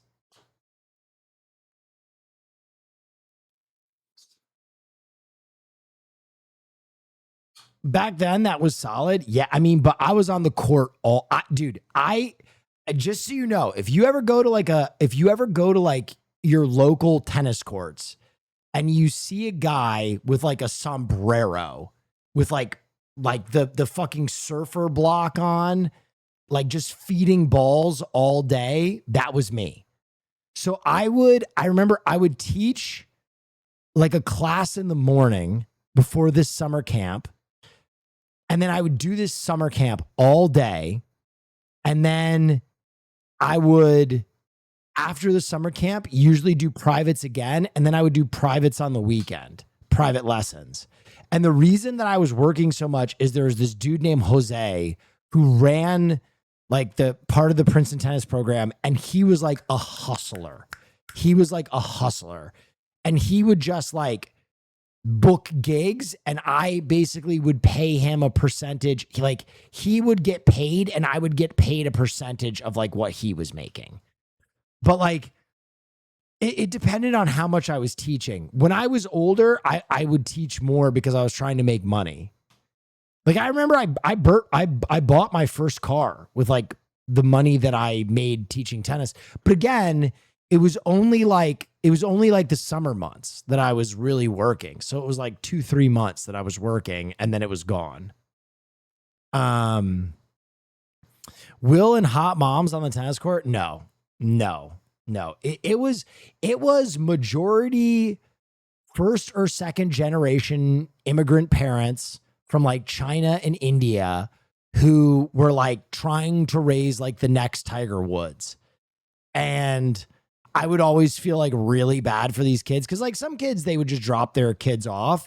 There were other parents that would literally sit at the side of the court and watch the entire lesson. So you could have like no fun. And I've told this before, but part of the reason that I got a lot of gigs growing up was because I had a massive serve. I had 100-mile-per-hour plus serve when I was in my like teens and early 20s. Like I could fucking crush the ball. And so parents prove it. I don't think I could hit a 100-mile plus serve anymore. And so parents would have me like try and teach their kids my serve. Or the other thing that they would always have me do, and I've talked about this, is they would want me to just crush serves at their like 10-year-old kid to like get used to returning high pace balls. And it was brutal because like some kids loved it. Some kids fucking loved it. And other kids were like, please don't do this, Will. Please don't fucking do this. Other kids loved it. But dude, you want to know what's crazy? This is real. And I'm not going to dox her. But at one point I coached like the number, I think she was like the number 15, 13 and under girls player in the country. Like I actually had a lot of success as a tennis coach. And then she got really good and they were like, we have to get her a real coach. We can't let this fucking weird, degenerate, drunk 21-year-old teach our kid anymore. But I think she ended up playing like first singles at like we kept up for a while. She was cool, but yeah, I remember that. That shit was funny, dude. Yeah, I was a pretty good tennis coach. Can I be honest? It was my favorite job ever. I enjoyed teaching tennis even more than streaming. Peace and love. Love you guys. But teaching tennis was just such a vibe, man. That shit was such a vibe. I would put on my fucking sombrero. Dude, I would put on a hat like this. I would put the fucking nose block on. I would get on my bike. I would ride to the courts. That shit was amazing, dude. And then also my boss, Jose, was really cool. And there were a few times that I showed up so hungover. So hungover. And my boss was like, Dios mío, man. Are you okay? Can you go today? And I was like, I got you, Jose. He's like, just don't puke on the court. También. That shit was fire. You should teach chat tennis. You know what? I have considered that when I retire from streaming, if I ever retire from streaming, I will probably teach pickleball. Not to make money, just because I think it would be fun. Calhoun, Georgia, you didn't make the cut because you failed the Joe is Hungry temperature test. Now it's time to unroll the roll. Take a deep look. You need our permission to retire? Real. Check out this royal meat. Head back to the studios and do the Joe is Hungry. You are retiring sooner than we expect, and I hate it. I don't know. So here's the thing. Will I fully retire? Probably not. As more opportunity opens up to me, will I probably prioritize things outside of streaming? Probably. But I don't think I'll fully retire. Weight test. Well, Arby's, you didn't do so well on that temperature test. I know you can do better than that.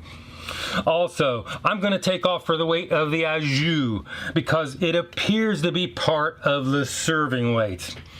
Well, can you make these the same size? Can you get within 10% of your own advertised serving weights? Well, we're about to find out when we take off for this the world packaging. Will end before Will retires. Real. In other words, set the tear on the scales.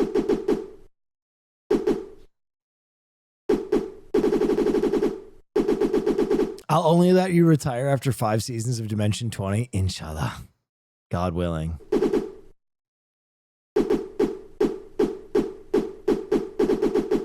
French Dip Royale number 1 weighs in at 13.79 ounces or 391 grams. French Dip Royale number 2 weighs in at 13.42 ounces or 381 grams. French Dip Royale number 3 weighs in at 13.52. Tank top with no muscle? Are you talking about me, bitch? I bench pressed your dad. You would collapse under the weight of my cock, you fucking moron. The fuck are you talking about? I'm built like you on moose testosterone. Tank top with high body fat? Send a picture of yourself in the Discord, you fucking pleb. You fucking idiot. What a fuck. Everybody laugh at that guy. Either he has a gay attraction to me and he's trying to neg me, or he's fucking dumb. Ounces or 384 grams. Well, the difference between the heaviest and the lightest is less than 10% of the average weight of all three. So today, Arby's, you pass the Joe is Hungry consistency weight test. Well, Arby's, they do have serving weights and nutritional information, and today they are above that. With He got you triggered, so I guess you gave him what you wanted. I don't need you here. You're worse than that guy. the help of the Azure, without not so much. But anyway, they passed the Joe is Hungry weight test. So all I have left to do is add them all up, average them out, do the math, and it brings the price from 58 cents an ounce down to 56 cents an ounce. What? Now, if you take that Azure, pour it out, they forget to give it to you, you take it out of the equation, it runs the price. He didn't lie, Will. You're not a subscriber. I don't need you here. Goodbye. Up to 76 cents an ounce, which leads us on to the next test, the one and only, the Joe is Hungry big reveal.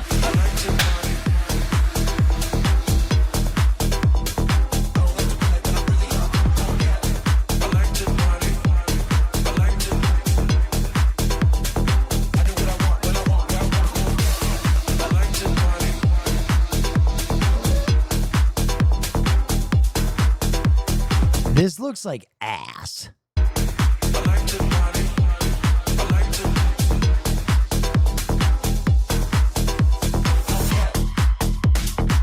The funniest thing is we don't do band reviews, so those people are gone forever.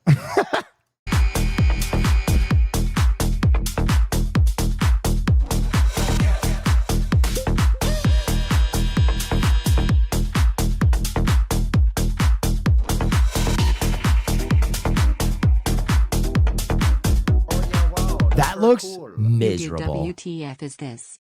This looks like the grossest sandwich I've ever seen. You don't at all? No. Once you're out that airlock, you're gone. This is what it looks like, and this is what it's supposed to look like. This is what it looks like, and this is what they'd have you believe it looks like. We've seen what it looks like, and we saw how much it was. Not really a terrible price, but I guess you get what you pay for here. As far as what it looks like compared to its ad photo, wow. Ad photo puffery is running 110%. Damn, I gotta be careful. No, you don't. I almost never ban anybody. You really have to be a total fucking asshat to get banned. You really got to go out of your... You could say some pretty racy shit. You could say some crazy shit. But like, I'm going to be honest. The reason we don't do ban reviews is because I don't miss. The people that I ban fucking suck. Like, usually if I ban someone and I feel bad about it, I'll be like, fuck, I banned that person for a wrong reason. And I bring them back. For me to ban you, like, you suck. You fucking suck. I don't miss. I point at you and I make a soul judgment that you suck. And that's it. Today at Arby's. That's all I have to say. So, that leaves one more test to do, and that would be the one and only, the Joe is Hungry bite test. So it is. Bite test, engage.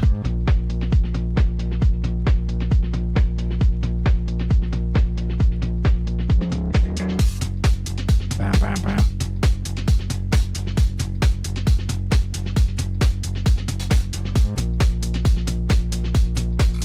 What did that person say? He said that I had no muscles and that I was fat.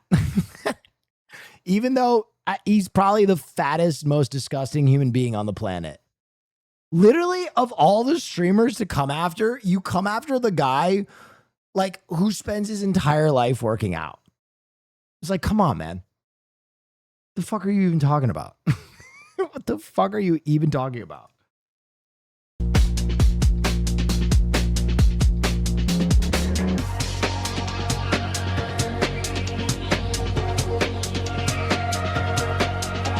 Will is Twitch's sexiest man? Absolutely fucking not. There are some good looking dudes on this platform, including Noko, who's in here right now. There are some way better looking guys. Just not many of them are stronger than I am. I'll say that. Oh, yeah, wow. That's The sub roll was soft, fresh, but barely toasted, and the meat was Arby's regular old chopped pressed sliced roast beef. Nothing special there. The provolone cheese was mild, but barely melted, and the caramelized onions were crunchy, if and when you could find them, and did little in the flavor department. However, the Vinny Hacker is so hot. Vinny Hacker is crazy hot. aioli did add a nice background. You versus Hassan 1v1 in a strength competition, who wins? Relative to body weight, I would kill him. If you factor for body weight, I would absolutely fucking smoke him. If you're just doing straight up, there are some lifts he would beat me in. But if you scale for body weight, I would blow him away in every single lift. Flavor, but the steak seasoning was almost completely undetectable. The au jus was very savory and did add a little bit in the flavor department. With that being said, let's see how Shadow Joe fared and do. Short guy Cope, brother, shut the fuck up. Short guy Cope, what the fuck are you even talking about? This is like a fucking rocket scientist being like, yeah, you have to factor for gravity. And that guy's like, gravity, Cope. You're a fucking idiot. Any person who's ever lifted weights factors for body weight, you fucking moron. Think before you pound your fucking fat, disgusting, hairy knuckles into your keyboard. Dumb fucking idiot. The Joe is hungry. Sneak-a-doodle bite. Sneak-a-doodle bite. Number 1.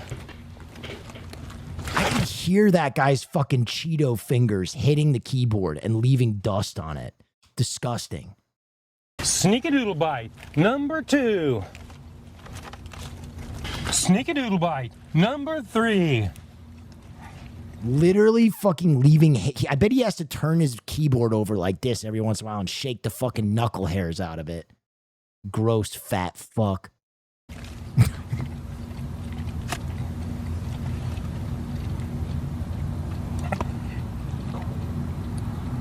This thing could be a lot warmer than this. This is just lukewarm. It doesn't even look like it's bare. I'm sorry, Chatter. That was too much. I shouldn't have yelled at you. See, I admit when I'm wrong. That was beyond the pale. I'm sorry. Melting the cheese. I can taste the onions. I can taste the meat. The bread does seem to be soft and relatively fresh. Let's go ahead and... That moment where chat remembers I was a stand-up comic in fucking Los Angeles for years. And I just... There is a heckler mode that I go into where I'm no longer like fun, good time streamer. I'm like stand-up dealing with drunk guy in club, and it's not nice. It's a different gear, and I feel bad when I go there because you guys, you're not that crowd. You're not ready for that kind of heat. You're not ready for that kind of heat. You're sweet inside kids. I shouldn't do that to you. I love y'all. I'm sorry. Let the self-proclaimed genius give this thing a score. If you don't know the scale is 1 to 10, 9 being the best. Anything above 9 is a once-in-a-lifetime experience and almost never achieved. 5 and down is that slippery slope to the pits and depths of fast food hell. Let's go ahead and give this the number. Is that backhanded? No, that's not backhanded. I just know that when people walk into a comedy club and they drink and they decide to fucking scream at someone on a stage, they are entering the arena. You guys, when you type something from your couch, you're not ready for a fucking streamer to absolutely blow your fucking brains out, dude. That's just a gear that I have to retire completely. No one deserves that on this platform. You're all sweet. Deserves. This sandwich sucks balls. I'm going 4-4. Arby's Royale. I think in this case, yes. I don't take no shit from anyone. Prove it. Take off your clothes slowly to Enya's only time. Fuck up! It might be a bit of a misnomer. To me, the sandwich is sort of underwhelming, low to mid 5 range, but for the temperature test, need I say more? Come on! I'm gonna go. Come on! 4.6. That is my number. This is my review, and hopefully I will see. I can't beat this. Can't beat this guy. Your tennis story reminds me of this. Let me take a look. How long, Coach McGurk? Coach McGurk. I'm ballsy. No. I don't take no shit from anyone. Yeah, go ahead. Well, I know it's pretty late in the stream, but Sure. you are able to break it down for me to make it understandable. Have Sure. you looked at or know anything about the trades the Texans have been making? If too late in stream, all good, sorry. The Texans? When is the last time the Texans executed a trade? I'm trying to look. April. The Houston Texans have acquired linebacker Mate Mapu from the he's a linebacker for New England. I mean, I don't think he's a guy that's going to set the world on fire. But I mean, he's probably a good depth piece at linebacker. And then guard Wyatt Teller. Well, that's not a trade. Oh, David Montgomery and Juice Scruggs are probably who you want me to talk about. Yeah, David Montgomery's great. You know, he's part of that two-headed monster. He's Knuckles over in Detroit. And I think, you know, as a guy to take some of the load off of your main running back or your other running back, I think Montgomery will be great. You know, I think solid. I hope that's what you wanted me to talk about. Those are the last two trades they executed. I don't know if something new happened today or if there's like a rumor of something or you want me to go further back. But yeah, Montgomery's a baller. How long do we have to stretch? Coach McGurk? What? It's already been 45 minutes. We're all stretched. Whoa. What was I saying? You weren't saying anything. Well, what are you saying? I was saying Where did your love of football start? My uncle was in the NFL and I didn't know how to talk to him, but I loved him a lot. And he didn't really talk about his feelings, but he would talk about football. So in order to communicate with him in any way, I had to learn football. we're all stretched. Great. What does that mean? We're all stretched out. Yeah? Can we stop? Who are you? It's Melissa. Melissa who? Coach McGurk, what's the matter? You don't look so good. Oh, well. Are you on another bender? Where'd you learn that word, Melissa? From you. All right. No, From you? Of course not, Melissa. I'm not on a bender. I wouldn't do that to you. I haven't slept in about 4 days. How come? I mean, how come? I'm on a bender. What kind of question is that, Melissa? Well, why? I just can't, all right? I can't sleep. I have insomnia. What's that? You don't know what insomnia is? No. It's when you can't sleep. Did you try lying on your bed and, having your eyes closed and just relaxing? Oh, that's genius, Melissa. What a great idea. Let me write that down. Blarf 72, thank you. What I have to do to fall asleep is go to sleep, right? Is that what you're saying, Melissa? Mm-hmm. Good, because it's brilliant. You should write a book. You should give seminars, all right? You'll make millions of dollars. Attention, all insomniacs. All you have to do to fall asleep is lie in your bed. All right. Coach, I was just trying to help. I'm sorry, Melissa. I didn't mean to snap at you, all right? Will with chat, real. I haven't slept in 4 nights. all right? Real. All right. And then I got you peeping in my ear about stretching. I'm just trying to help. Like every other woman in my life. That is me, dude. I'm a little tired. All right, before it gets too late, you guys want to watch some Alone? For fuck's sake. I want to watch some Alone. Feel a little unsteady. I'm sorry if I was bruxom tonight. I don't mean to be. Just an old dried up man. Just an old dried up grandfather. Is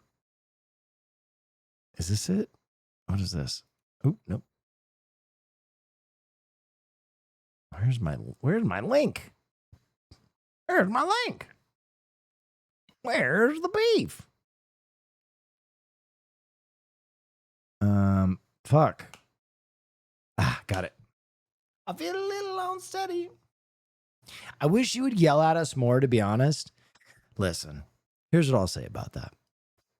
I think it can be. Wow, that's very cool. Okay, go ahead. I believe so. Thank you.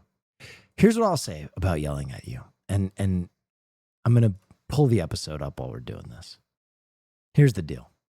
I think that 90% of the time I yell at you guys, I'm doing so for comedic effect. What I've realized is that a lot of people don't get that. And I want to make my chat's life easier. I want to uplift you guys. I want to make you laugh. And while I know that people who know me know where my heart is, sometimes you guys don't know me as well. And I don't want to ruin anybody's day. That's not my goal. That would make me feel really bad. Even if it was a really shitty person, I don't want to ruin anybody's day when they watch me. That makes me feel sad. And so ultimately, I Some try of these and zippers never smoked brickweed in a 90s Oldsmobile Cutlass Sierra, and it Real. shows. So I'm always just trying to temper my behavior a little bit to just make sure I don't ruin anybody's day. Okay, all right, here we go. I'm ready for this. I'm ready. I feel a little unsteady. Don't want nobody to follow me, except maybe you. Adversity has the effect of eliciting talents which in prosperous circumstances would have laid dormant. Horace, my man Horace.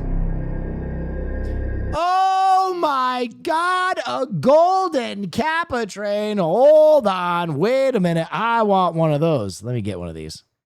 These things are always fun for 24 hours. Give me this. Yeah, baby, I want my golden Kappa. Fuck yeah. I hate that they read them all individually. That makes me go crazy. Thank you, Maggie Pie. There's bears like 30 feet away.